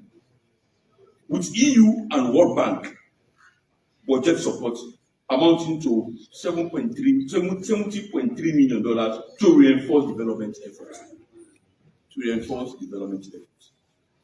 Now, you are looking at, somebody said, I don't know it from my bench, that the world is becoming greedy and greedy every day. Nobody anticipated the crisis at the Israel-Palestine. Nobody anticipated the way sanctions will come at Russia and also the Russia invade Ukraine war. Russia and Ukraine war. Yes, the argument was going on. But we saw the rice price was going up. We saw things were going up drastically. But let me commend you and your team then in introducing the QUAP 2020 budgetary performance. We look at both the macro aspects of it, which he clearly stated. And in that projection, he said, look, we roll out all of these things to make sure that we have essential commodities in the market. If we really have to survive as a nation. Today you stand up there, oh, we want PDR, we want this SO2. Where are you going to get the money? So if the external factor, there are shocks in the system for donor support, you will not get the 7.3 billion as grant or even as loan. That is definite because you don't have control over them. What you have control over there is your domestic revenue mobilization. That is what you have control over. And if I borrow the words from Honorable Daniel Kuma, politics should be house of our domestic revenue mobilization. That can only give the latitude and the liberty to stand out there and say, this projection is realistic. Mr. Minister, SO2, trust me, that 1.5 weeks is true. You say it's good, but you say, an officer is our better. Because there are too many hands, too many players. And when some of us are genuine, some people want to ride on the genuineness of others and make themselves richer and richer while they instigate people to go on demonstrations. I can remember Mr. Kabo Honorable. They wanted to close the shops. They said there's an increment. I like your radicalism too. The Minister of Finance and the Minister of Trade, they went for a meeting at State House. They said, when I lock shop in SO2. The leader, don't forget that the leader of the opposition is a positive radical. He said, they're not going to State House. They closed. They said there's increment at the key. What transpired there, because the loopholes were tight enough. Nobody was able to play their own games they wanted. And they influenced people, they also too, they spent a lot of shops. Thank you very much. The Minister of Trade, they went there, they said, let's go and discuss. They did a projection, Mr. Speaker. They saw themselves naked. The next day, also to the open shop. But as politically, we are timid. Enforcement and making sure that policy drives are in compliance with what you have passed here because of politics. Oh yeah, how are you going to make your roads? I went to the minister's house. Mr. Speaker, I trust you to note, as I speak, the guy stopped the work because Mr. Minister cannot be able to pay the contractor. He is a budget controller for this nation. Oh yeah. Because he's fair enough, he's open-minded person. The work is still strong in stage. I don't know if they have fully completed and I went there over a year ago. Some selfish politicians or those who don't mind the budget. Let's go to no, but I mean they just sign and go make the road. He didn't know how to do that. He said, no, let's go by when we have budgetary allocation, when money is available. So the distinction between allocation and act of money given to you depends on your scale of preference. What do you do first? What do you do second? And today that is the justification I need. But let me take you back to your fiscal strategy document, which I laid here last week, or this week or last week, Mr. Speaker. Page 9. Let's go to that FSS, page 9. Mr. Speaker, allow me to read because it's giving an insight of what you are doing. Both page 9 and page 10, he has stretched out the reduction and the increment and what is the anticipation that having all of these policies, because the FSS is going for as far as 2028. It's a projection. And let me tell you, today we are talking about monthly decrease in inflation, single digits, because of the strong fiscal policies that you are putting in place. Strong fiscal policies. It's very, very clear. If those fiscal policies are not strengthened, what you are doing at central banks, what you are doing at other sectors, you cannot talk about single digit inflation. Oh yes, you can't talk about single digit inflation. But annually, I know we are still struggling having double digits. But for now, by month-to-month basis, 1 year we continue with that, we will have single-digit inflation. But your projection in the FSS 2018, it was clearly stated that you will move towards single-digit inflation on a monthly basis in 2026, irrespective of all the difficulties we are having. The challenges, you're talking about the COVID, still the rollover, the impact of the COVID is still telling on us. Not even in Sierra Leone, abroad, other places, we are having difficulty with what we encounter. Let me now read your provision so that members can understand that we are not be running shambolic Ministry of Finance. We are be running consistent drive to maintain stable economic stability. That's what we are seeing today. And we are be able to tell the Bank of Sierra Leone in the fiscal policy that you are rolling out, you should be able to reach out in the monitoring the banking system, which today you have brought out those who can also accept payment that is not reflecting, and they will start to say we have it to encourage fraud. He said we find them. These are good policies, but for a financial stability, your futuristic policies have to be very consistent. That's what I'm talking about the FSS. It's not consistent. You don't get from a Kenny you keep banana. You have friends, but you cannot do it alone. So it has to be your team. So let me remind them what you said on the fiscal strategy we talk about. Page 9, as I said. Mr. Speaker, allow me to read. This is the fiscal strategy statement, FSS 2026, as I said, to 2028. So you are not only rolling out today, but yes, so we may make a reference to this document. Even when you are going to read the budget on Friday, there are things that you are going to draw projections. And let me tell you, if you read that this document, as I'm now quoting from the one we laid in 2018 for 2023, realize that some of the things are now, we are seeing them, like the inflation rate going down on a monthly basis. And when you do monthly basis in 1 year, you see the annual inflation rate will come down. And that is one economic variable that will aid to enhance economic stability. Don't joke with inflation. So in fact, when you introduced the formula for rice, it took so many months for us to feel the effect top price, consumer effect on the goods that SO2, well, I don't raise price on we don't know. Where do you go buy? Now, 10 euro for cost or 5 cents for cost. It took months. Even in transportation, when we use the formula for fear consumption, we had a challenge. But we'll come to that. But let me read what you said so that you can be supported in some of your policies. Fiscal strategy and objectives 2026-2028, page 9, paragraph 2. Following the deterioration of fiscal aggregate in 2022, how honest you are, sir. Government reintroduced fiscal consolidation in 2023 to bolster debt sustainability and review fiscal buffers. The macroeconomic situation has improved significantly in the past 18 months. During this period, inflation has declined to single digits. The budget deficit has narrowed. Debt levels remain broadly stable, and the external account has strengthened, albeit with declining international reserves.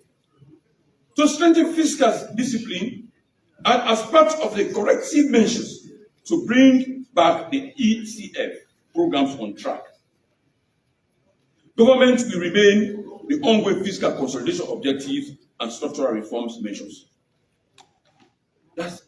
We are just trying to talk around some of the things and what you talked about. Why are you talking about increase in taxation? Page 9, I don't read the 1 and 2. Page 9, this page 10 now, where you talked about foreign specific fiscal objectives in the medium term. In the medium term, 2026 to 2028. I'll just read through. First, reduce total public debt to 4.2%, 44.6%, 42.5% of GDP in 2026, 2027, and 2028 respectively. So you have now given us, looking at the economic future, what is futuristic, what is realistic. So in supporting you, how do you achieve these ones? If you don't have domestic revenue mobilization. So it boils down to transparency and accountability and compliance issues. Oh yes. Further to that, he said, from an estimated 4.1% of GDP in 2025, this one SO2 you don't pass. But you are using that estimate to give us projections. So it's really good to look at the FSS at all times. Whether you are consistent in policies, whether you are fluctuating in policy, right? These are some of the things we're talking about. But let me end with this. You said reduce external debt to 27.1%, 25.4%, and 31% of GDP in 2026 and 2027 and 2022 respectively, from an estimated 28.4% of GDP in 2025. As you go on and on.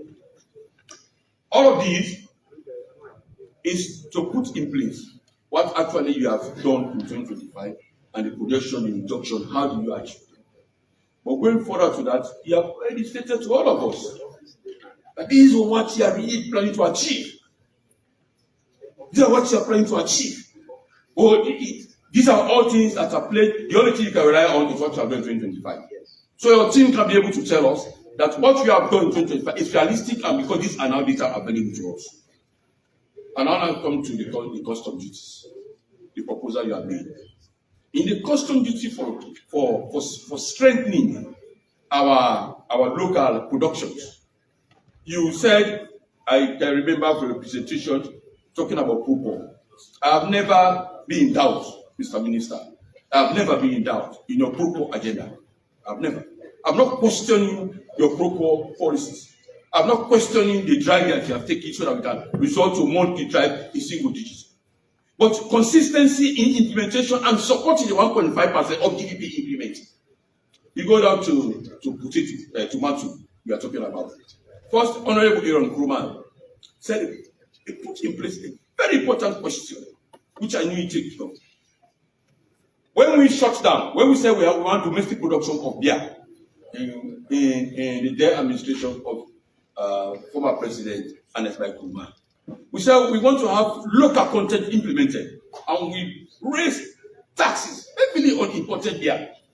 We said we can able to supply, we can able to satisfy our local market. Few months down the line, close to Christmas of this nature, we had huge scarcity. Beer was not available. South was not available. It created artificial scarcity for us. So, in tune with what we experienced. Leader, I'm happy that you said artificial scarcity.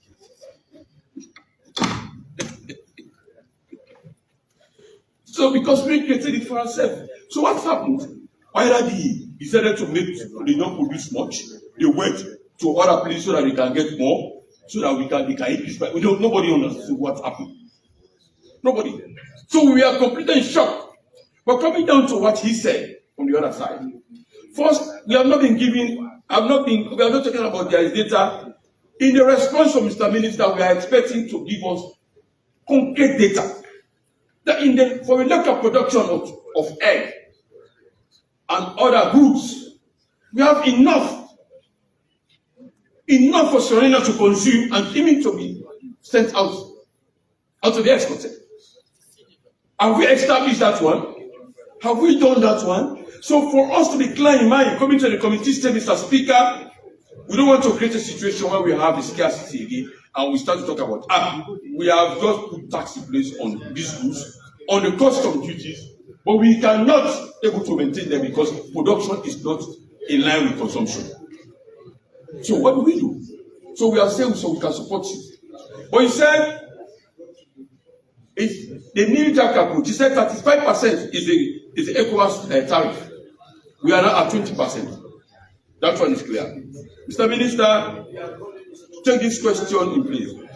Why we have said the new jack approach from 20 to 35, 50% additional. Couple of what my colleague asked on the other side. How do we have enough product in place, enough productions for all that you have stated in this finance bill? For the customs levy, for these items we have in place, you talk about egg, talk about imported bottled water, imported tomato paste, imported tomato ketchup, and other sources. 35% matching us with the ECOWAS tariff. We have said I've given support to your documents you have presented, but now we come to justification at levels. Why do we need to increase? Do we have enough for us to consume and to even do business with other places? So let us look at the data if it's available so it can be good for us. Mr. Minister, we agree on the pricing formula for petroleum products. In fact, we all sat down, as I said when it started, we have depoliticized petroleum products. My colleague on the other side is not in the chamber. It is not a political commodity. We have turned petrol a political commodity because we are involved in cheap politics. You go to Nigeria, it is purely in the private sector. What you have done is to empower the regulator and allow the oil market to come to do their job. Just as what we did for the PAC, the public account report, the audit report always coming out. People tend to politicize it. And we said, we cannot politicize it. What business do you have vote controller? Are you vote controllers? Using the face of politicians when you go to them in terms of campaign, they'll give you a time. When you want to own also their own irresponsibilities. They have been signing, they should be able to account for some of these things. So you should not create a situation where you want to politicize issues of state importance because you try to get a political flavor. No. So coming down to the petroleum products, we have decided deliberately to depoliticize these petroleum products because we have in place a formula now. The dollarization, other essential stuff that reserves, foreign exchange reserve we have that we give to oil companies. All of the variables came in place to have a petroleum formula today. We are enjoying the reduction, the free flow. Mr. Minister, you are the trade minister. I saw an importer of petroleum products. They were begging and they are fighting themselves. Mr. Minister, please talk to us. We are begging you, please bring us to the table. Let us have a uniform price. We want to work in unison. We want to do this. You did not need to force them. to run behind them because you have anticipated that this is a political product. No, because you have not been responsible enough as a nation to tell them that you are making profit. But to protect our people, whatever variable you play with, we have the petroleum product at the same level. Nothing will shift that way. Now, you told us that you have skewed in this increment that you are putting in place. I have seen the analysis, which I have also alluded to. I'm not going to break down because of time. You just need to tell us what variables can be affected in that formula in terms of petroleum, in terms of the increment that you are doing. The variable. So you can remember when we are discussing the rice formula. We discussed about external factor that has to do with the price in a major country that produce rice. Major country that produce rice. So we said if there is a change in the exchange rate or whatever policies they are making, it will not affect. So what we did, we encouraged the bank governor to have special reserve under your supervision for the oil marketing companies. That you don't have to go to the black market. You have to struggle to have a foreign exchange. And you agree on a particular cap. How do you do? These are the policies government need to do to maintain stability in the market. So today we see rice price going down. We see at it stable. When we started with 700, today is 6 something, right? 640. So if it fluctuates based on the formula we put in the variables that we put in the formula. So if the price of rice coming down, the trickle effect is on consumers now. Mr. Minister, I'm expecting you to tell us if you queue in this increment in the petroleum product. If we don't want to imagine that price will go up. There is a formula which has kept our oil marketing companies, our colleagues, who have made colossal sum of profit. They are not underchecked by a formula. Not to you, they do ISO2. Trust me, whether the minister like it or not, that formula now is been legislated by the government policy. So you have to tell us where do we have the shift. So he said if you have minimal, but is it, and it will not impact the pump price and the transportation. These are inflation goods. So let's be careful with it. It's not a political commodity at all. And let's now talk about cement. I've had my colleagues on the other side and even on our side.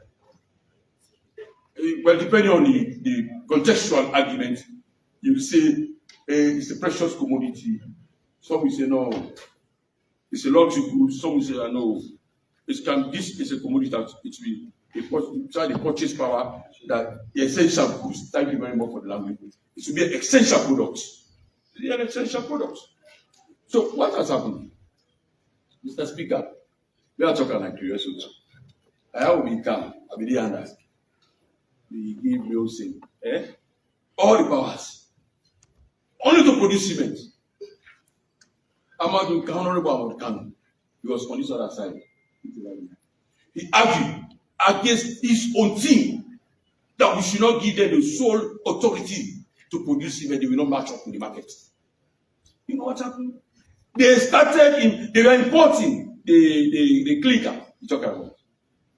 Yes. Even the things that we are expecting them to have in Sierra Leone, we are importing them. So we started seeing a price of, because you cannot even match the market production.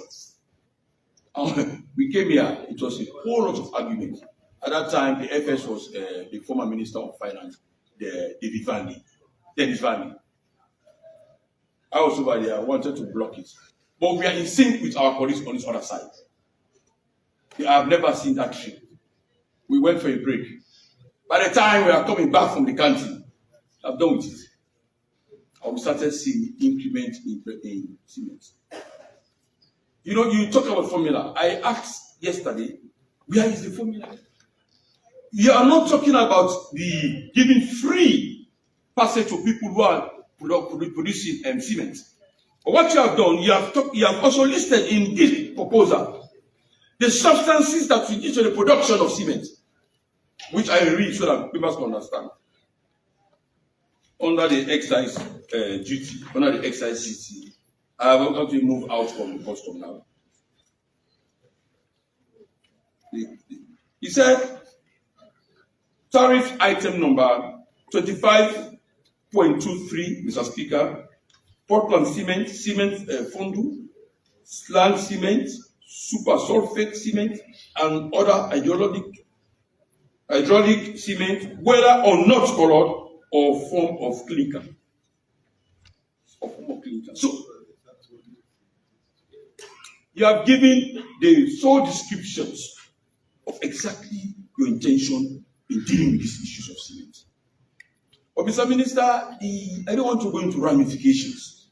I always urge you, or with a plea to ask you, to better really today use the platform to explain to us the formula that you have introduced for cement production, so we cannot have the adverse effect on people.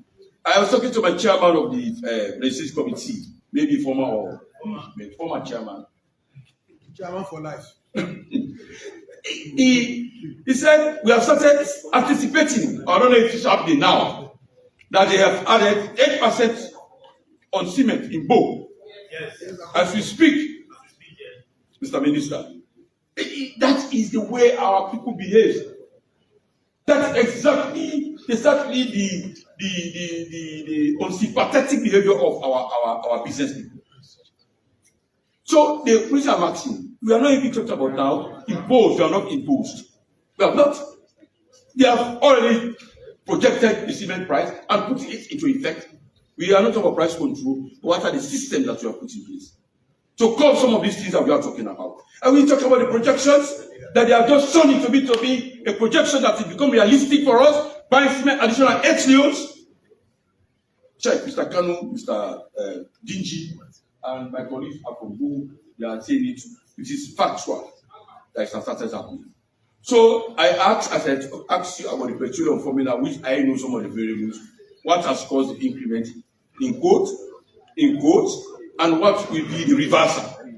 What will be the consequent impact of this increment or this levy that we are about to do. Mr. Speaker, I propose, if this has started happening, we look out for a comfortable and marginal point where we sit down and look at where do we come from various points, and we think on the points that will not have adverse effects on the market. That's my point. My other point, I will wrap up in the next 5 minutes. So many things to talk about. I just think you need to have again. We have Manchester United. I will wrap up. I will try for Mr. Minister. We talked about the ad valorem for the tobacco. Yesterday I was confused when Mr. Dingy presented. He was struggling. This, for me, medical. This is a killer commodity. There are series of legislations. Don't smoke in public places. They are 300 meters off, non-compliance. And we said there are fines to that levy, that they are sent to the police. People are doing it. They are doing it irresponsibly, Mr. Minister. Mr. Minister, the challenge we face is not the policies we have. It is the implementation of the people we are as a nation. And we expect Mali to have skyscrapers. And we are talking about the health of others. For me, I don't think we need to go for the minimum. Let's go to the actual value based on the Latin word you have used. We don't go for the minimum. If we are going for a total check, let's put the actual value. Prepare for this on two fronts. It's affecting everybody on health or for health reasons. Secondly, revenue is revenue. So let us take the former external tariff. Please, you have given a break by pack from 0.2 to 0.4. So we actually need to have actual value. Why do we need to fluctuate on the levy? We don't need it. We really don't need it. Mr. Speaker, honorable members, on my note on the other policies that you have talked about, check in place that renters, you have put in place levies. We all hope that's why we don't have a triple effect on those who are involved in rentage and other things. We are talking about the storage and the mortgage. It's a very good policy you have put in place. I like the charges for what you have put in place, so that people other places, we have businesses are going on. Thousands of containers are coming in a day. You talk about the Philadelphia port. You talk about Hong Kong. When you look at their port transactions, but people have every moment they are removing their goods without going through all of this appeal and tax. Say you have to put this charge. So the moratorium put in place This has to be really enforced. Another problem, as we have said, I said it yesterday, and Honorable Abikambo, of the opposition, said it. Our problem is enforcement and implementation. When you implement, you enforce. Mr. Minister, we can say it back and forth. We can go here, we can fluctuate with it, we can do it. If we don't support you, we the key leaders, we politicians, if we don't support you in mobilizing home source revenue, we are just talking about a fragile economy all the time.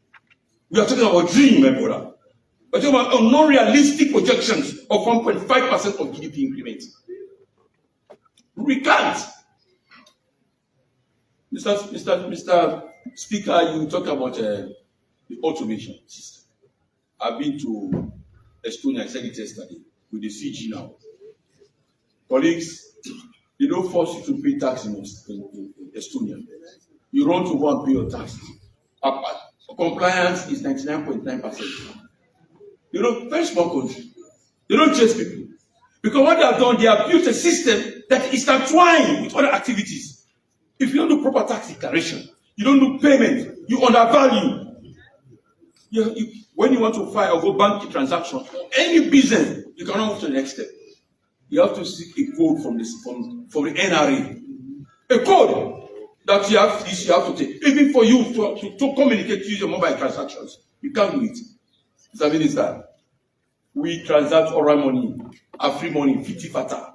We don't pay taxes. Take a sample. You and your team go to Lumley. You take a sample of 100 people, and Lumley take a sample of another 100 people as PZ. The small scale enterprises you see around, the transactions, they don't have the POS machines. So say every day, if you transact, you pay 2 million to government. 2 million. PZ, you take another 100. Lumley take another 100. If you see the level of transaction, colleagues, and you multiply that one in 6 months, additional revenue will come in. It will add to the budget to help government run our sustainable programs. We are crying for so many things, but we don't want to pay tax. It's traditional aspect of taxing people, the telecommunications, the mining sectors. We are tired of it. These lead to transactions going on. If we have the machines around, we monitor very well penalties. I trust you. It's really can be a better place. Mr. Minister, Abuja, when you meet these people, they mean selling bottles. SO2, again, so the same thing that they are doing in the street of Freetown, they are doing in India. If you want to pay with cash, they will tell you, no, I don't accept cash. Go through the monetary system. For every transaction, because it's monitored, you are paying charges for that. You are paying charges for that. They don't want cash. Somebody say, hands off the money. SO2. Mr. Minister, sometimes with all of the education, with all of the good men and women you have around you, with all of the policies you have, we can never succeed if we can't do some of these policies in terms of using the model system. I've campaigned for automated systems. The FS can say I've campaigned for year in, year out. We are talking about Asikuda. Yesterday, I looked at you when you're honestly telling us the Asikuda world is not really penetrating much of the revenue. What do we do? How do we harmonize everybody is doing everything year and year? Electronic system you can use that everybody is in compliance. I find a difficulty in staff mobilization. We are crying, you can only be crying babies all the time. We can't be crying babies all the time in terms of revenue mobilization. But what we cry for is for us to enforce. We can be sympathetic if we want to develop this nation. We can't be like babies if we want to develop this nation. There are tax evaders, but you go to America, you go to the States, you can't do it. You can't do it in the UK. You can't do it. In Europe, you can't do it. In fact, it's like a taboo. In fact, if you want to go to the shopping mall, you pay more tax. You start to pay taxes as you decided to go to the shopping mall. You pass through toll gates. By the time you get to the shopping mall, you have started paying taxes. Here, we pass around free flow. We move like pendulum. We don't pay taxes. We expect people to make magic so that this nation can turn around. It's actually impossible for all of us. No way. We have to pay our fair percentage of taxes. Whilst others are getting richer, those in the streets are getting poorer and suffering by the day. And wages, how do we expect wages and go? The president made a pronouncement of 1 million minimum wage. Mr. Minister, check if you can meet that one now. Check. This na realistic talk. Let's go to. Check if you can get it. But people are expected to have those monies. Whereas others are making millions per day, others are suffering to even generate revenue to get the target for days. It's not happening. So we have said it all with the projections you have given us, with all of your futuristic policies. You have said you are going to do this. Fine people, let me tell you, if you compromise the implementation, you also have problem in collection revenue. Even those operating big enterprises, you can't compromise with them. Let everybody pay his or her own fair percentage of tax levy. That is what we are suffering from today. It's not child's play, but it's good for us to say it so we can support you guys. And we as policy makers, and also you are implementing the policies, we are here to represent our people. And we represent the most vulnerable class. So in summary, our pro-poor agenda must be reflective of our responsibilities to make sure that a proper taxation is monitored and implemented and enforced. Thank you very much. Thank you all. Thank you, Mr. Speaker. May Lord bless us all. I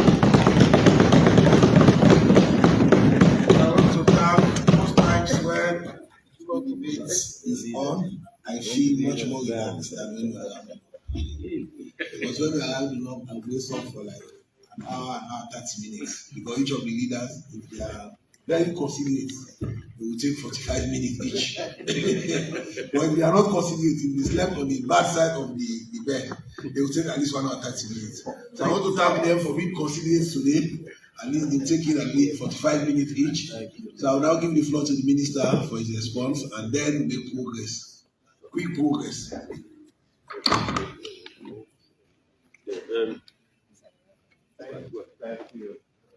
Thank you very much, Mr. Speaker.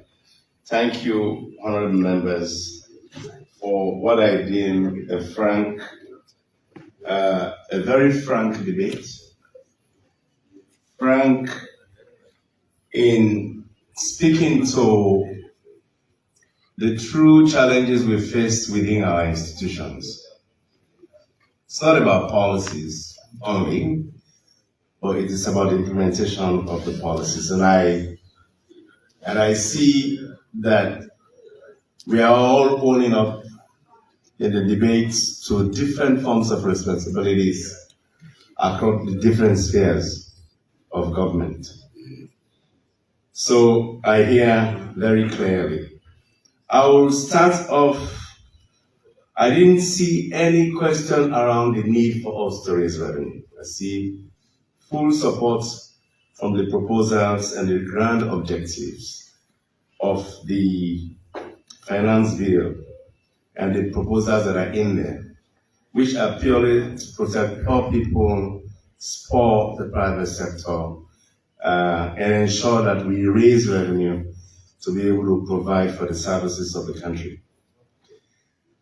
You have asked for clear explanation for some of the key proposals. Let me handle the issue first on petroleum. I did say at the pre-leg yesterday that with the petroleum sector, it is managed through a pricing formula. But the pricing formula before now was designed and negotiated with a small group of petroleum companies. Sometimes I think 3 or 4 of them. It was NP, Yolcom, Palador, those, and then you had Connex came on board, 4 of them. It was almost like an oligopoly. They will collude, and it is very difficult to negotiate. So the government will always be, put to the corner, and you give up your taxes as a way of negotiating a price that will go to the market.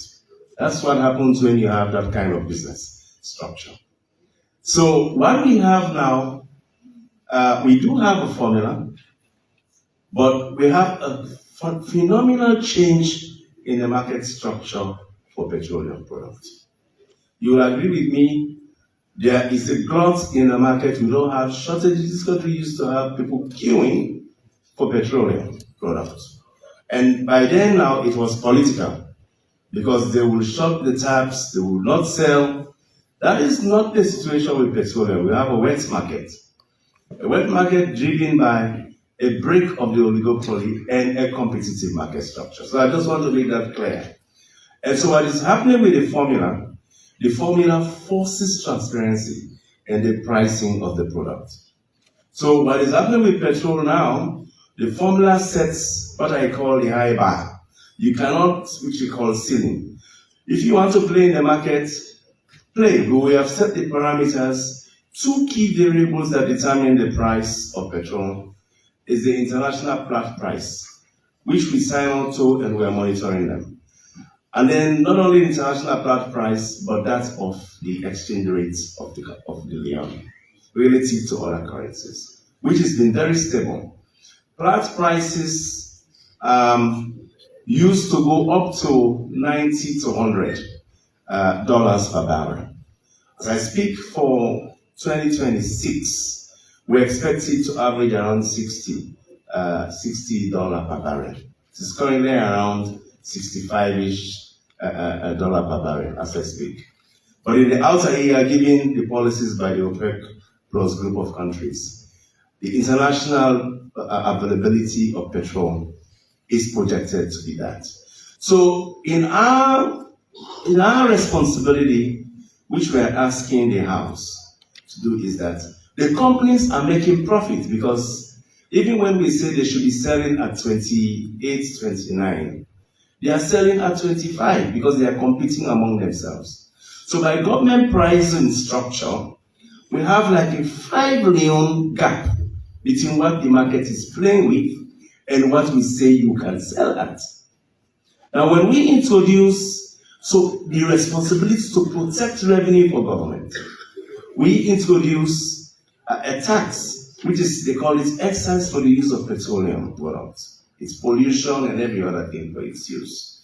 And the predictability of getting revenue from that. We added on the excise of government. Our own increase on excise of government, the adjustment that will come out of that is not going to change the formula. Because the formula and the ceiling that we have, that adjustment we have added to the excise for petrol, for kerosene, for jet oil, and for diesel.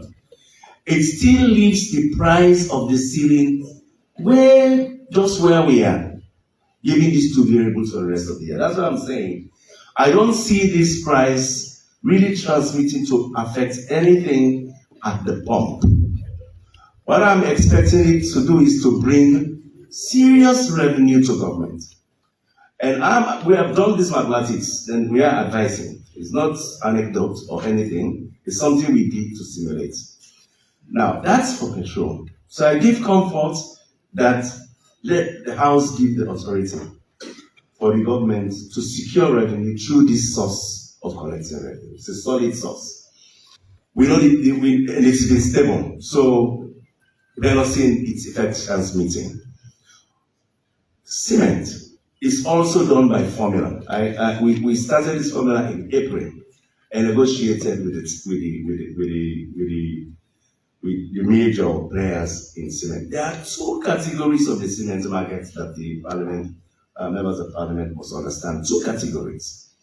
There are those that are importing and there are those that are manufacturing locally. Two.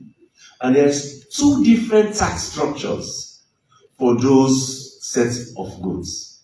Those who are importing, they attract different types of taxation. They will pay duties on top of GST. For those who are importing domestically, they don't pay duties. Okay? You pay excise on your product. This is really what is happening here. So there are two categories of markets here that we are targeting. So, but for those who are producing locally, we have incentivized their investment a lot, so that at least they can, during this period that they are building those plants and started to produce over 5 years, this is by parliament, there are a lot of things that we are not taxing them on in terms of inputs to make sure that they go into production for a reasonable number of years. I think it's 5 years, renewable for another 2 years, making it up to 7, I think. Those ones, 7 of them are in the country right now, who we believe should be competitive in the market, and they are competing with the ones who are bringing from outside. So this is what is happening in this market. Competition, but also making sure that the appropriate tax is taxed on those who are locally producing, whilst we incentivize them to complete their investment within the reasonable period of time. Now, when you do this, and for those who are outside, it is the same way as you calculate for petroleum. Portland cement we determine the international price of shipping its cost, insurance, and freight into Sierra Leone. And then we use that and look at some particular exchange rate, plus other institutional costs that will drive the price of these goods. There will be some duties, ECOWAS levies, there's a zero withholding tax on them, there will be GST, but there are other fees, small fees at the port, whether it has to do with tobolory or for scanning and the maritime, and equally so, you have environmental taxes that they pay to EPA because of the product itself that is a pollutant. And then there are other services that are coming in there, which are international maritime organization flat fee rates that they have to honor for the services. Plus also, when you do cement business in Sierra Leone, there are private costs for those who will charge or doing the sales of cement for its distribution and the like along the chain.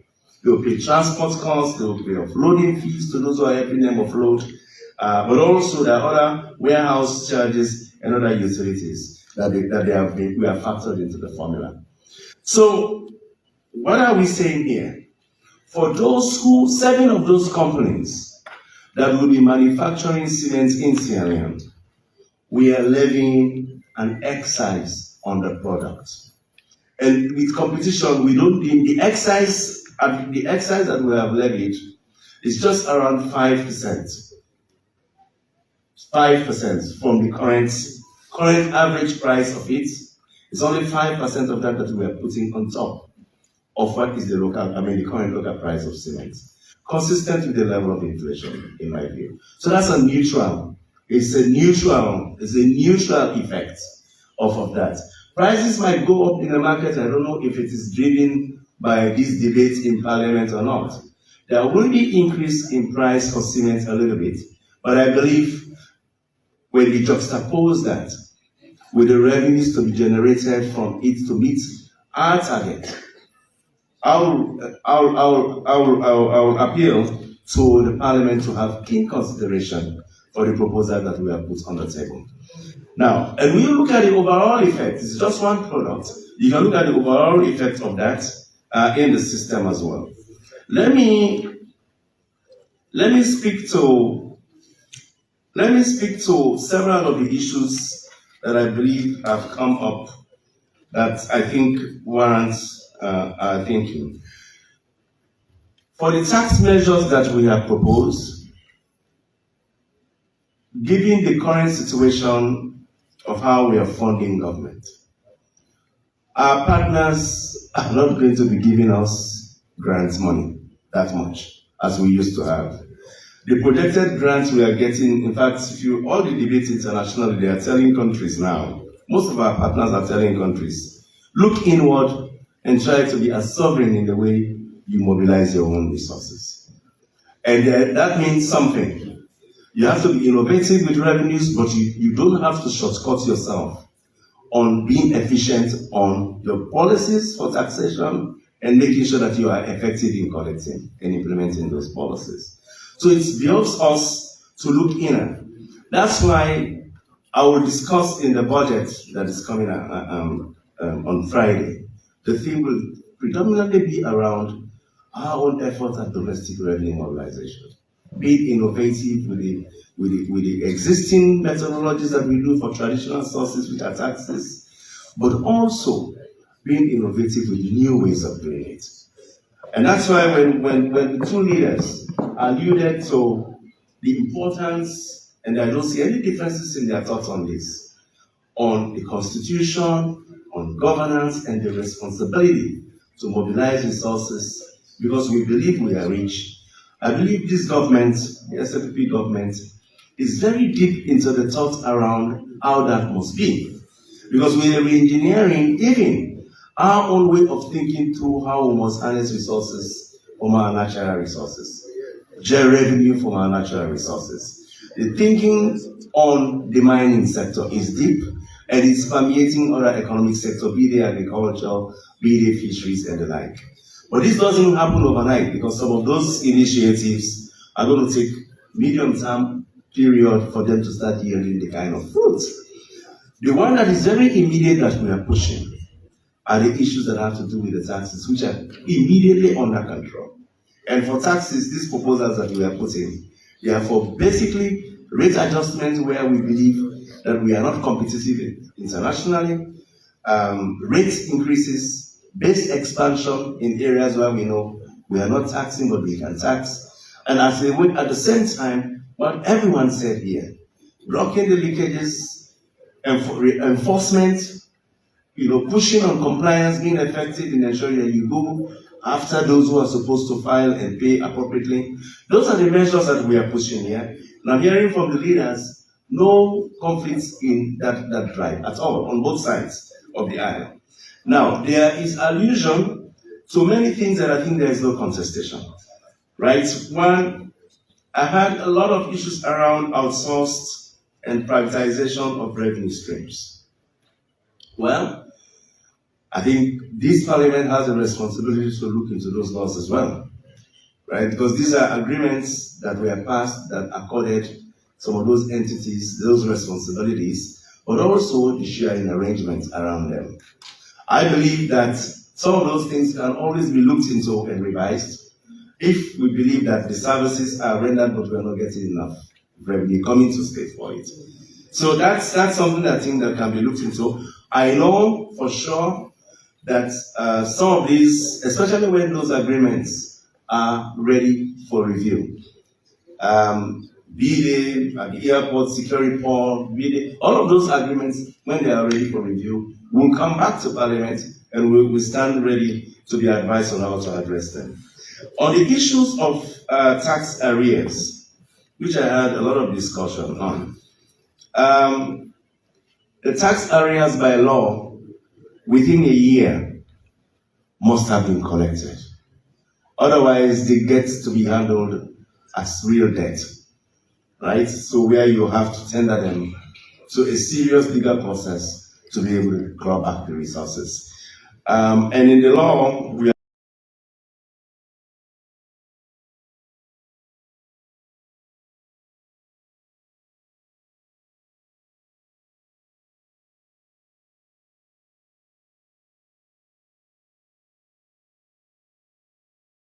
made a provision to ensure that